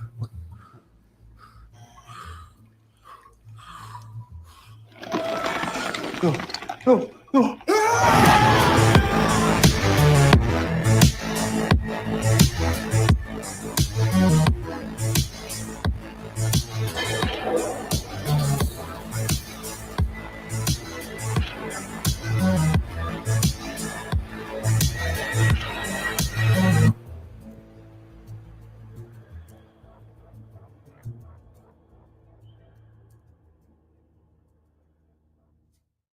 yeah, book one, September this year. I mean, the trailer didn't give us anything in terms of the art style, really, of the book, did it? Obviously, like a very video game-esque thing, but Raphael Grandpa, yeah, I'm gonna grab it whenever it comes in hardcover. It looks dark. I might check it digitally just to see what it's all about. But I don't know. What do you get from the trailer? I'm getting the impression that Batman's maybe a gargoyle that comes to life and attacks people or something. Maybe it's a twist like that. Remember the Gargoyles TV series? Yeah. You know, like is he coming to life and fighting justice, and then in the day he goes back to being a gargoyle? I'd imagine. I mean, again, I would imagine it's just one of those things that's playing on the fear of the criminals. You know, like, Batman's not attacking like pedestrians or passersby or whatever. It's like, so the villains have this fear again of Batman, because even the normal Batman books, no one fears Batman anymore. It's not if you think of like the Christopher Nolan movies after Batman Begins, it was like the fear that this Batman character is going to get you if you're committing crime. Yeah. Well, that's lost in current day modern Batman comics. It's not a thing anymore. It's not a trope that's used as much because no one fears Batman. Which is a shame, really. That's a key part of Batman that makes him unique. But that's why I think this is going back to that. I'm all up for it. I'm up for it. I think it's good. GP Venom saying he loves the first person view on that trailer. I've always found trailers for comic books really odd. So what I mean, like sometimes they do it and they do it well and they use the art from the books, but like it didn't look like it used the art from the book, so who knows? It reminded me of Resident Evil. Yeah, I was getting Resident Evil vibes there. Yeah, 100%. But yeah, that's coming out as well. It's September, so that's fairly close, fairly near. And the winner is moving on to the Eisners. Now, the Eisners is like the Academy Awards for comic book creators and publishers alike. And this year, it was fairly dominated by DC. Now, to be fair, you can take this with a pinch of salt. Just because they won the award doesn't mean these are the best books, because we've read some Eisner Award winning books and they're okay. And there's books that aren't Eisner Award winning that are far superior to what stuff I've read. But this is just something, a bit of recognition that give you an idea that there should be at least quality books out there at the minute. Now, I didn't have time to prepare too much slides. I just literally have listed the people, which I don't know if you guys can see. I will try my best to read it myself. Best short story was, I even zoom in here. Hang on, let's try if I can zoom in. Yeah. No. I thought I could. I can't. I'm definitely can't now. Best short story was the something. This is dreadful. Can you see that, Martin? I can see it. So you got best story was done. The winner was Finding Batman by Kevin Conroy and yes, J Bone. Yeah, in it was in the DC Pride. But yeah, best single issue. The winner for it was Batman One Bad Day. It was The Riddler by Tom King and Mitch Gerads. The One Bad Day stuff, I'm going to buy it. I think it all looks really good. That Riddler one is going to be the best one. There's a few other ones going to be really good. I'm not going to buy the box set or anything. Have you seen the box set for it? You buy 2 books with the Killing Joke plus a box to put them all in. Yes, I don't want the Killing Joke. I've got the Absolute. Why do I want the Killing Joke again? I'm just going to buy the single books. And they're not that dear. They're just oversized comic books, but they're just hardcover. Best continuing series, Nightwing by Tom Taylor and Bruno Redondo. Again, there's 3 DC awards straight away. They did dominate this. I'm I'm very surprised though he got that, because I would have, Nightwing. As much as Nightwing, I like Nightwing. Daredevil. Do you not think Daredevil should have got that? I thought Daredevil should have got that too. The only thing I can think of is in terms of why it didn't. Chip Zdarsky and Marco Cicchetto. So Cicchetto does jump off the art every so often. Like they have a fill-in artist. He is the main artist, but he occasionally he'll have to take a step back, and someone else has a few filler issues. Whereas with Nightwing, Bruno Redondo's been on every single issue. Okay, so that could tip the scales. Yeah, the Nightwing stuff, to be fair, is really good. It's essentially, I'm going to say spoilers. Back in Tom King's run of Batman, Alfred died. Bane broke his neck and he's dead. So this is like 3 years ago, by the way. So sorry if I'm spoiling it, but that's what happened. So Nightwing starts off money from Alfred, goes to Bloodhaven, and he just basically tries to rebuild Bloodhaven to be a bit more promising, nicer place with the money. And you find out there's obviously crime bosses and crime gangs, and the mayor, like, is she or is she not kind of involved? I'm not going to say who she is and who she's related to and what her connection with Dick Grayson is, but it's really good dynamic. And they're pretty good too at doing these random funny issues, where there was one recently where it didn't quite land in the previous one, where it was all in the perspective of Nightwing. It was all looking through his point of view type of thing. Okay. That wasn't as good as the previous Fancy RD issue, where they had all like one continuous scene. So you had Nightwing jumping through the buildings up the sides of the fire exits or whatever, and then on a motorbike chasing the gang in a car. Like, it was all just one continuous scene. So much so that I think somewhere in Spain have printed it or painted it or whatever, probably printed it on like a wall somewhere in Spain. So you literally like read the whole comic along the wall. That is cool. So I can see why it won, to be fair. It is good. It goes on to the next one to the right. Best limited series was The Human Target by Tom King and Greg Smallwood. I haven't read it. I have no idea. I know what it is. I'm not a big Tom King fan. No, Tom King does get slated a lot. I haven't read much. I read Mr. Miracle. Really enjoyed it. It's weird and it's hard to read at times, but when you finish the book, it's a fulfilling story.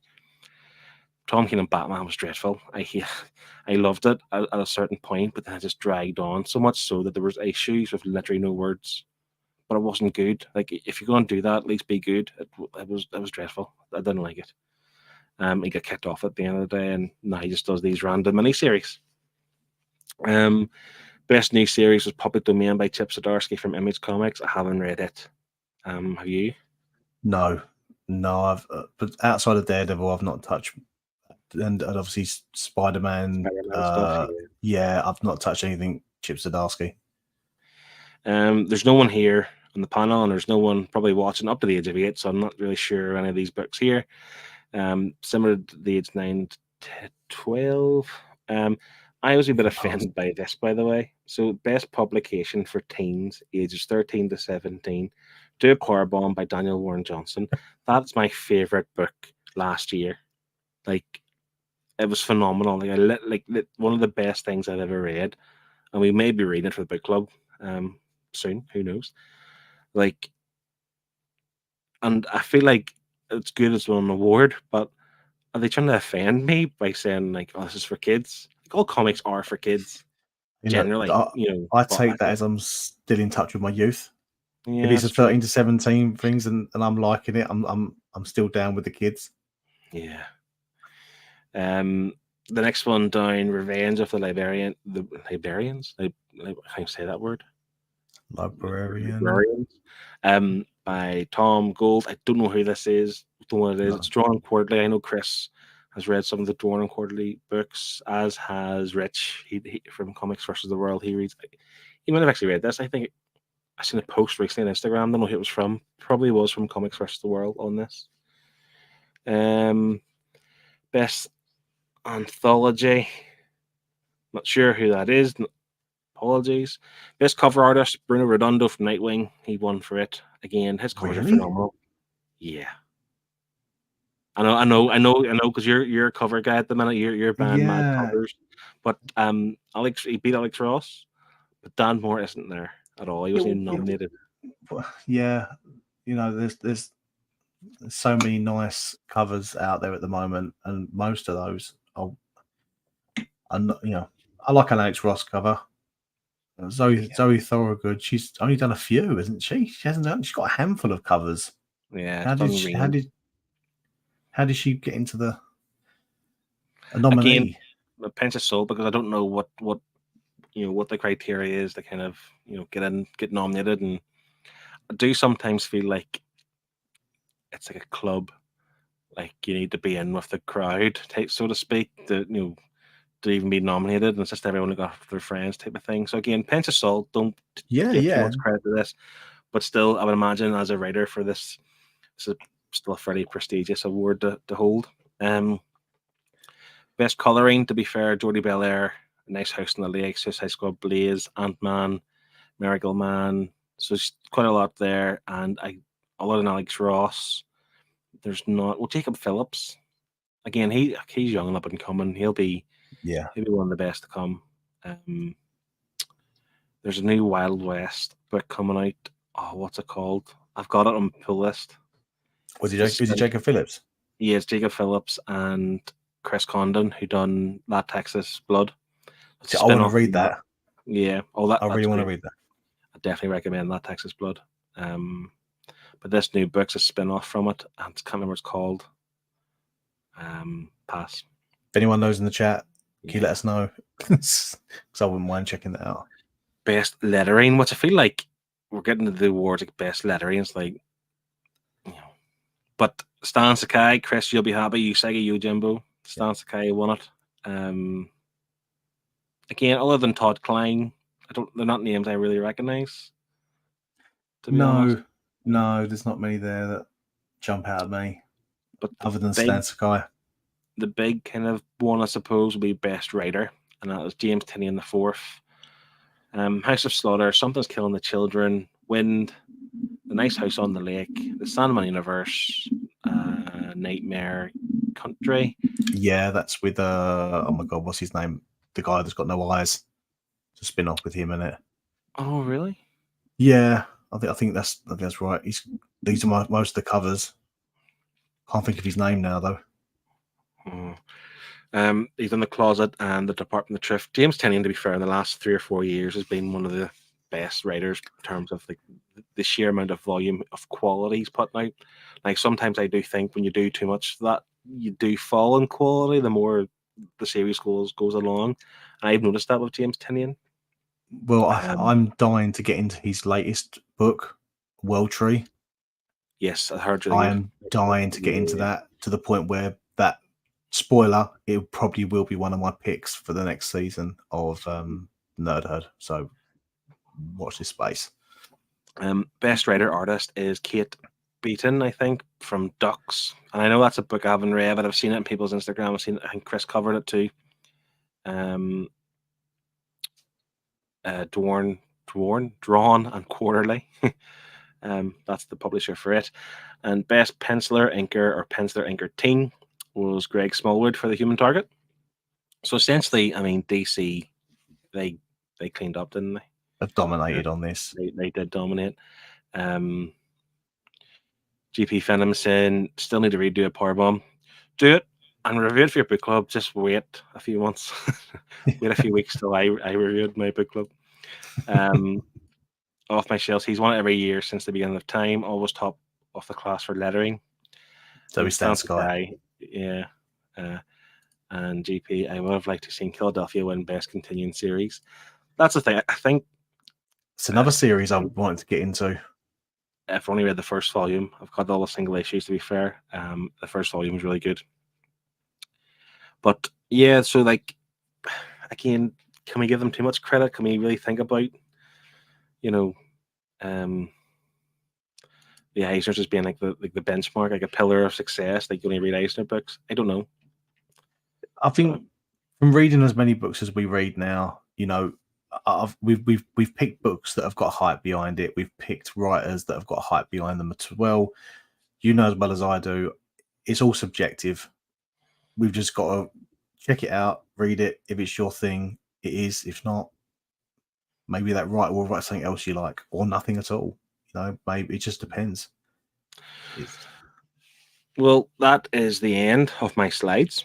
That's all I've done. There was tons of other stuff, but like I say, we've been an hour and 45 minutes. So if we were to do everything, we would need another 2 or 3 hours. 2 hours. To be honest.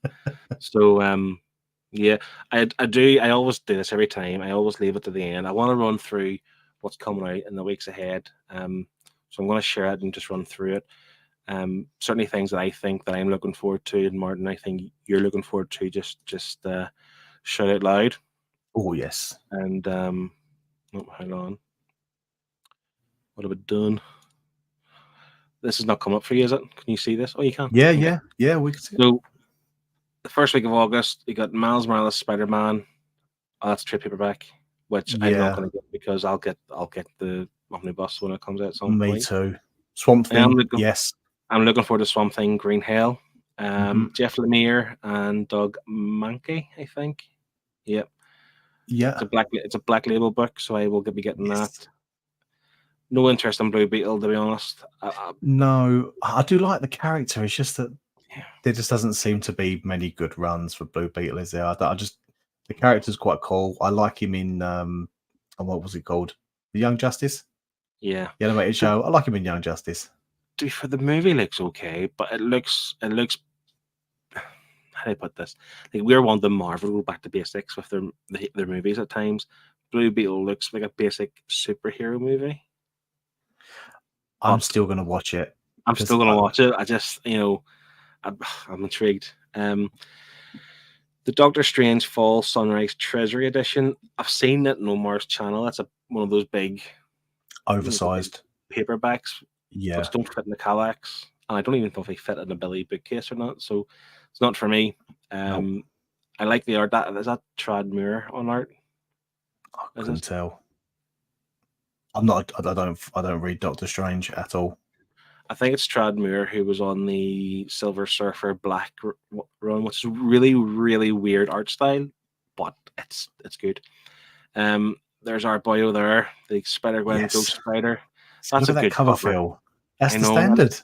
I know that cover's going to save me £15. If I was to just cancel my pre-order for the DM variant and get this, I'm saving £15 and I'm still getting the same book.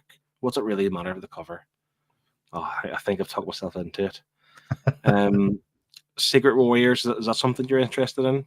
No, that'd be a pass for me. I've been very selective with Marvel omnibuses now because there is literally so many. I've just got to pick a few characters and run with it. Yeah, I'm interested by the Punchline Gotham game hardcover. Oh, really? Yeah, I like the design of Punchline, and it's the same with like Miracle Molly. I don't know what it is. I just love their character design, and some of the art covers that have been released. It just looks great. I'm just tempted to get into this. The reason why I sounded surprised there, by the way, it's not because it's bad. Like Punchline is a cool character. I feel like it's one of those ones like, and Miracle Molly too. It's weird you mention that. Like they put them in and they were cool. And there was another one called Clown Hunter, which is literally a guy whose parents were killed by the Jokers, and he then after Gotham, what was it, the Gotham War it was called? He wanted to kill everyone that has a clown mask, right? He beat him with a baseball bat. He's such a cool character, really likable, really nice guy. He even killed the clowns, but they stopped. They stopped with it. They didn't. Miracle Molly, the Clown Hunter, and Punchline. They haven't done a lot with it. Which is a shame because I just love the artwork. I've been very lucky to pick up some really cool covers. I've been picking up some like Punchline #1s, and I even managed to land the Carla Cohen Miracle Molly Virgin cover for like really cheap the other day. Yeah. So, there's just so many stunning covers. And I've picked up a few of this Punchline Gotham game singles for the covers. And I don't know, I'm tempted to, I might try it digitally first before I make the jump. Yeah. See if it's worth. I just have to let you know that my internet has one bar apparently on the screen. So if I do get cut off, Martin could just talk you through some books. Yeah. These are the hardcovers I was talking about for the One Bad Day stuff. You get the Bane, you get Clayface. This is how I'm going to collect them, obviously, but I'm not going to collect the box set. I'm going to collect the rest of them apart from the Killing Joke. Yeah, BPRD. I'm not going to sure. Yeah, BPRD Volume 6. What's it? See, I'm on the fence with these because do I wait for a library edition to go with my Hellboys, or do I bite the bullet and just go with the trades because we're not seeing any hardcovers or libraries. So Here's the Simpsons Treehouse. I didn't realize that was out. That is going to be a purchase. I think I have it pre-ordered in Amazon of all things. To be honest, I will be getting that. Pre-ordered a year ago whenever it first came up for sale. But this is the Ghost Spider cover. So anyone still watching, that's the cover I pre-ordered. Right, the Gwenom looks really cool in Hyuk Lee DM variant. And this is the one I could change it for. And they're both really good, both very different, to be honest. If anyone, if people are in chat, if you're in chat, which cover do you like? Help Phil out here. Are we going for? Is he going to wait out for the Gwenom cover, or is he going to save £15 and go for the standard and join me? Oh, what do you think? If I knew how to do a poll, I would do a poll, but I don't. Connie is asking, what is a library edition? It's the same. Library edition's more Dark Horse stuff, isn't it? Yes, it is taller and wider than an omnibus, but it's just small enough to fit inside a Kallax. Yeah. Oh, you thought, Martin, they were going to say, straight out, go for the Ghost Spider one? Or No, I'm putting it out there. Let the Gwenom cover, go for Gwenom. He stays a cheapskate, he says, so choose the standard. This is what I mean. You got to ask, get people's opinion. It might, if you like that cover, mate, you stick with it. But the way I see it, that £15 I would save could pay for more books. So I need to think about it that way. Well, the chat's spoken, so yeah. To keep your eyes peeled on my Instagram. Maybe I'll post it. What about the Lobster Johnson omnibus? Is that part of the BRPD stuff? Is it part of the Hellboy universe, isn't it? But I've never read any of the Lobster Johnson stuff. So I read right. He'd probably be all over that. To be fair, yes, Black Hammer. That's not something I would be interested in. I have the first library edition, to be honest, but it's up for sale. I've got it on eBay, sealed, unopened. I thought I was going to try and get into it. And I remember Adam from Comic Bound, he really rates this series.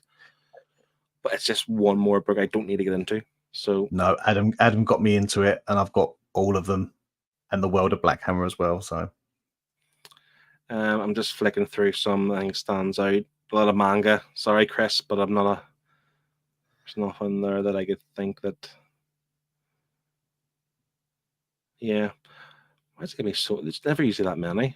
We'll just go to the following week. So the next week in August. Yeah, move to the next week. So I think we guys got some good books coming out this month. Yeah, there's they are. Peter J. Tomasi, Detective Omnibus, and he did post a picture of it on his Instagram.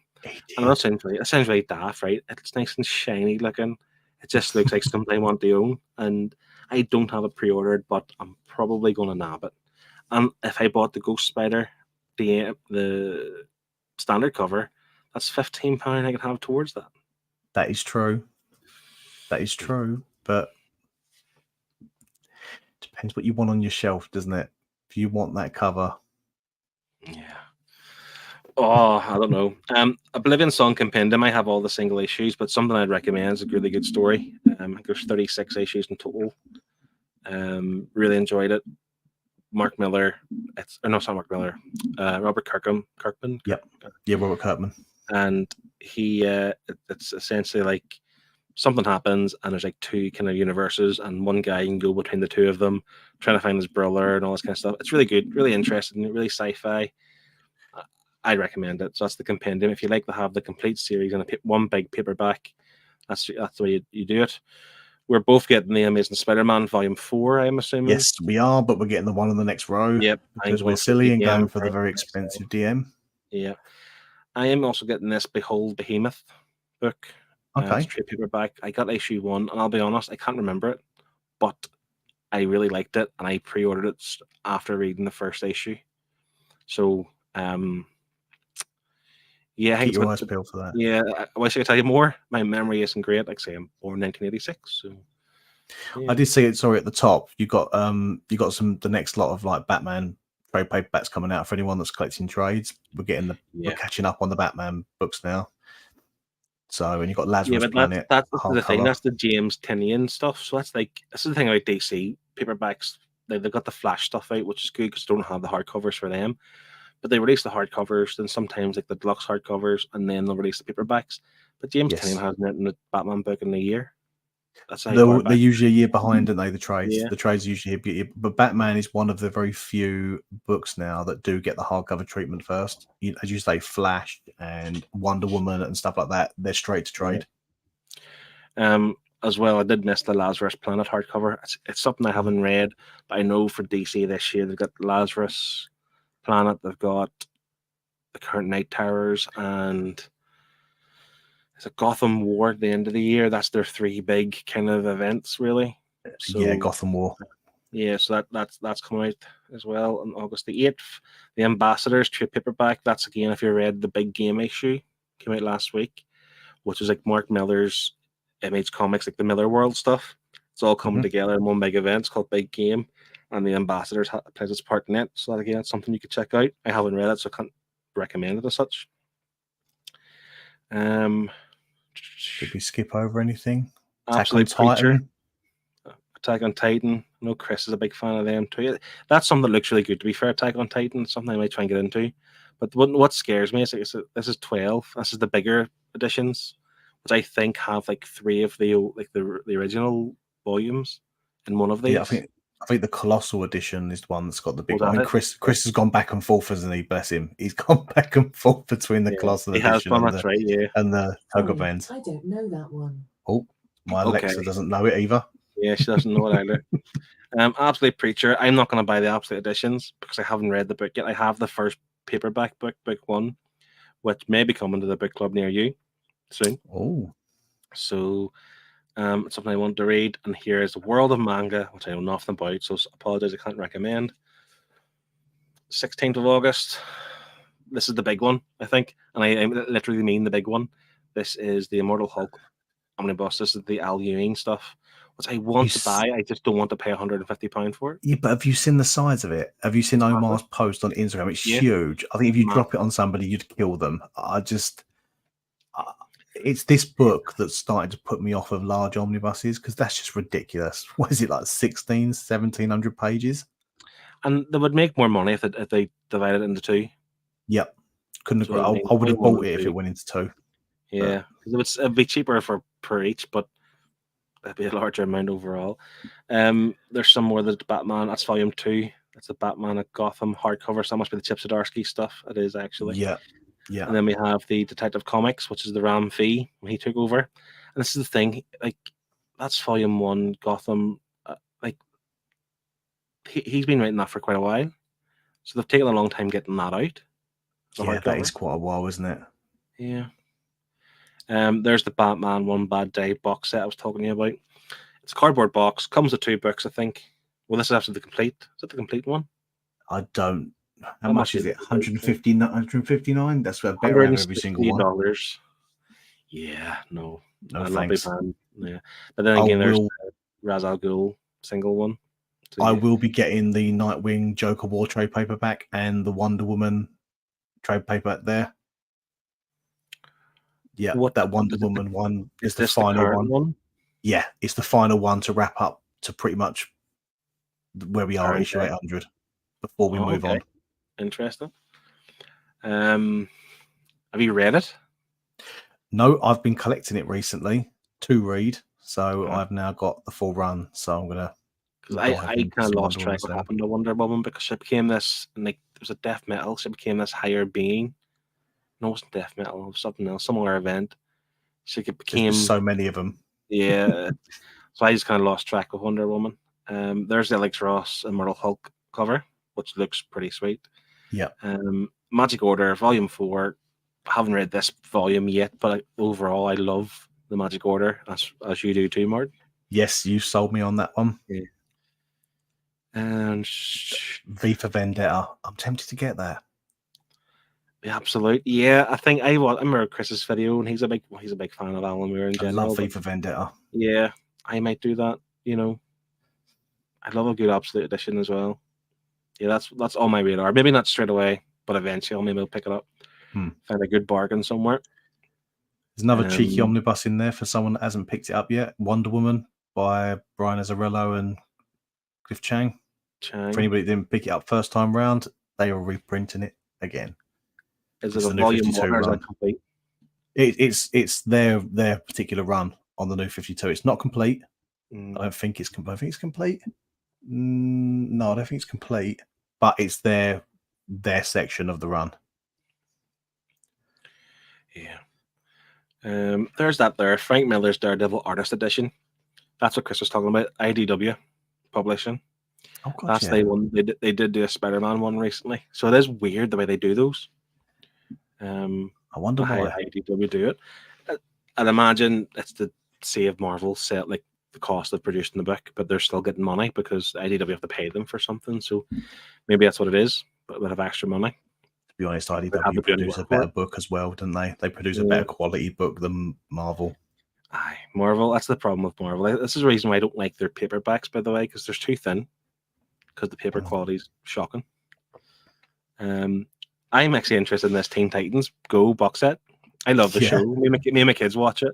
And there was a previous box set that came out a while back, and it gets to something I'm thinking. I mean, I buy these books and I keep them because I think one day my kids are going to enjoy them with me.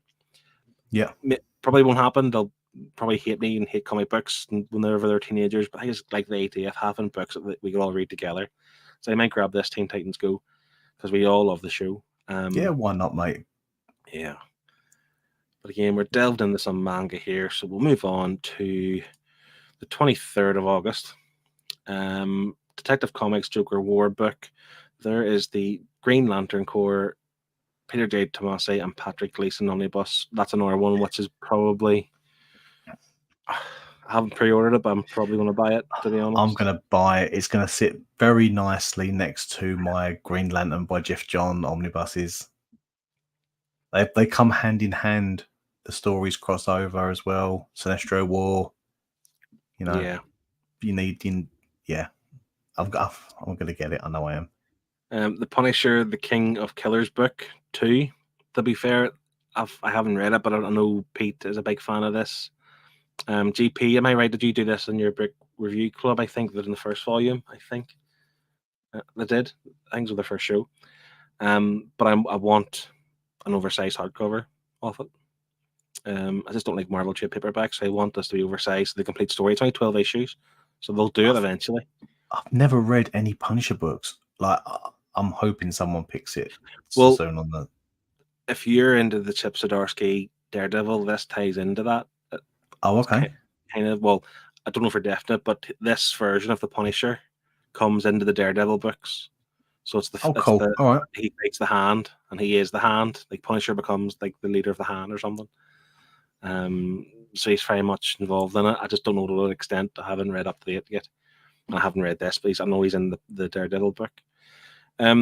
Miles Morales, Spider-Man by Saladin Ahmed. I'm on this, and I am all the way. I'm on that cover. It doesn't say if it's a DM. That's the DM. I'm on the DM cover. Yeah. Yeah, that's the DM. It matches the other two DM covers for the latest reprints of Miles. Yeah. So I'll be getting that. I'm on that. Wonder Woman Black and Gold trade paperback. I didn't even know was there a hardcover for that, because if there was, I probably would have bought it. Yeah, there is a hardcover. I've got the hardcover. It should be on Books Etc, mate. If you want it, I mean, it's still available. I might grab that because I think it was oversized. Or is it a standard hardcover? Standard. Oh, okay. Standard. Yeah. Shame. The Last Slayer, the Vampire Slayer. I'm not into Buffy books. I wish I was. I love the show, but that's something that could tickle your fancy. And then we're going There's a book there that Highland G always rates.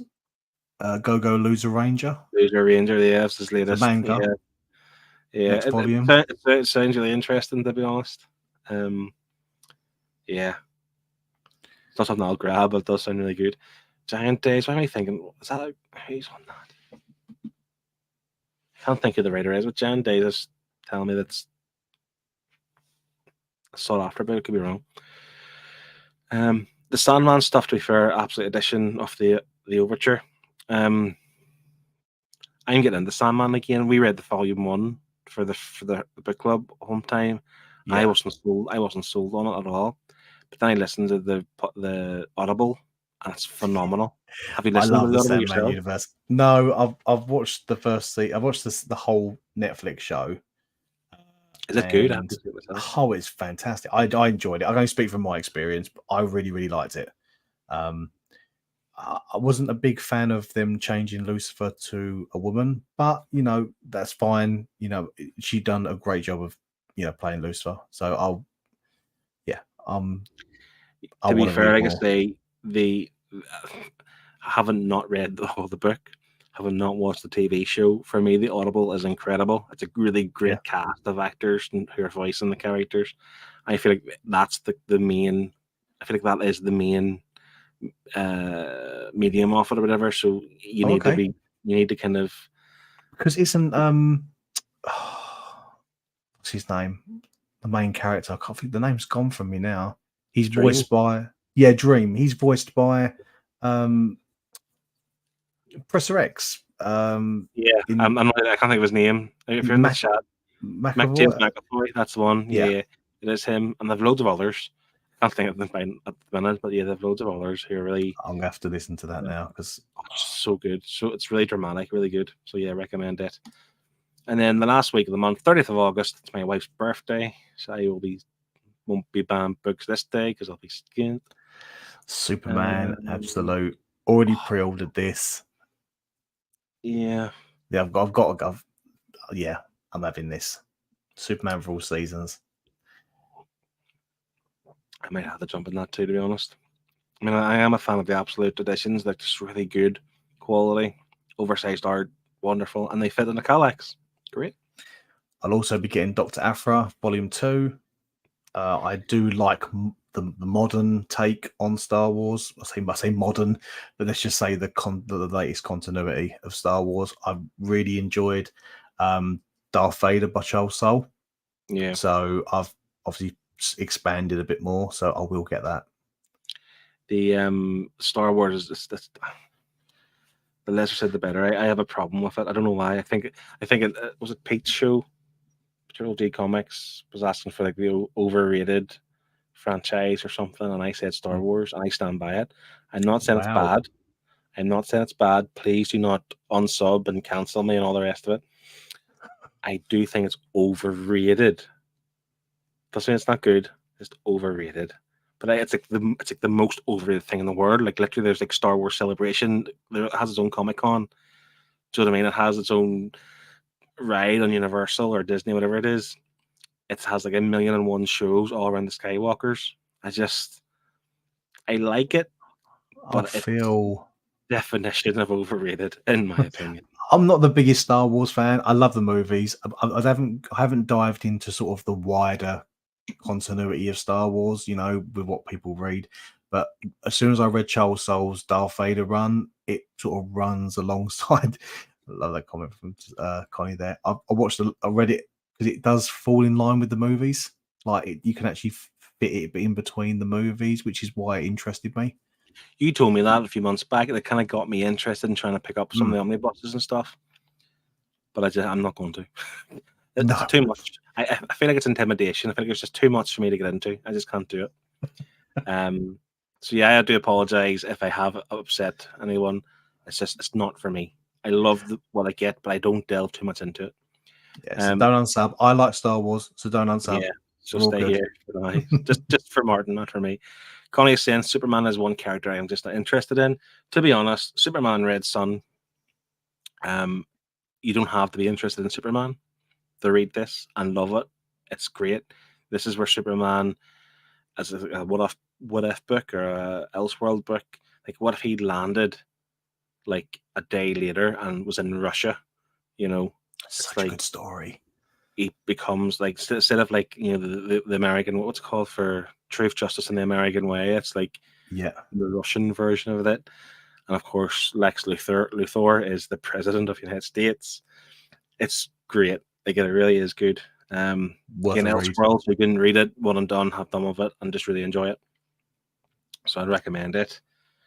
You mentioned the Joker War stuff. Are you getting the Batgirl Joker War? Yes, I will. I love Batgirl. She's one of my favorite characters, and this is the final trade to wrap up the Rebirth run. Sorry, I don't know that.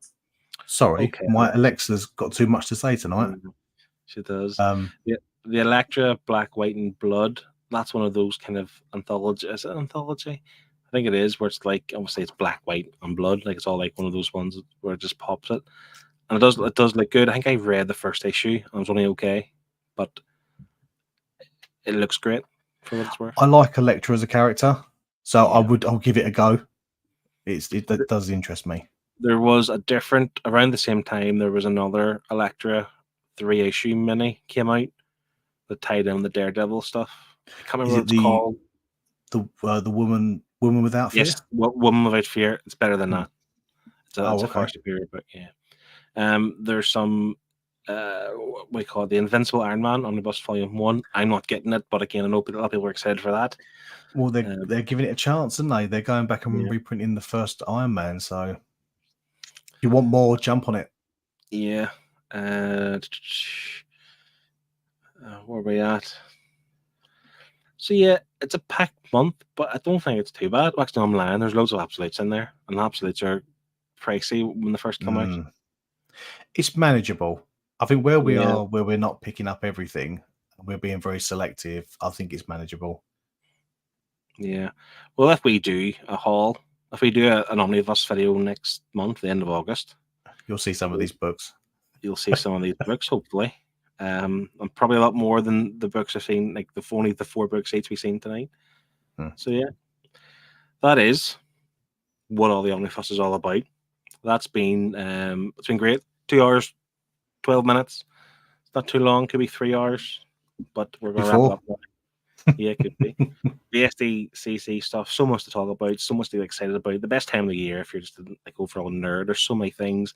If you're collecting action figures, toys, movies, TV shows, everything comes out. It's like Christmas for everyone. San Diego Comic Con.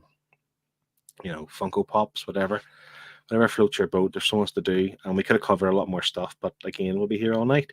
But 11:15, where we are, it's approaching my bedtime. That's been a blast, Martin. Thanks very much for joining me. And no, thanks for having me, mate. Always a pleasure. Like I say, we've went through what's coming out next month. We've talked about the PlayStation stuff. Essentially, for the year 2023, we're going to be broke. Pretty much. Yeah. That's it. Yeah. Time for a new credit card. I know. Thanks very much. This Wednesday, we have got Daredevil, Volume 1, No Fear. That's Chip Zdarsky for the book club. So please do check us out for that. Oh, please check Kevin's draw along videos. He done Batwoman recently. We reviewed Batwoman Elegy there on Wednesday, so it's up on the channel for to watch. Give it a watch. It was a great book, by the way. It was good. It's amazing artwork in it. And we've got other things coming up soon as well. We've got other things planned. So there's a few things. We're trying to be more active on the webs. We're trying to do more of this just for our own selves. We enjoy it, so why don't just do it once a week? We're going to do more of it going forward, and that's all 4 of us doing it too. So everyone, thanks very much for watching. If you're on the rewind, thanks very much. Enjoy the rest of your evening, day, wherever you are, and I'll see you next time. Take care.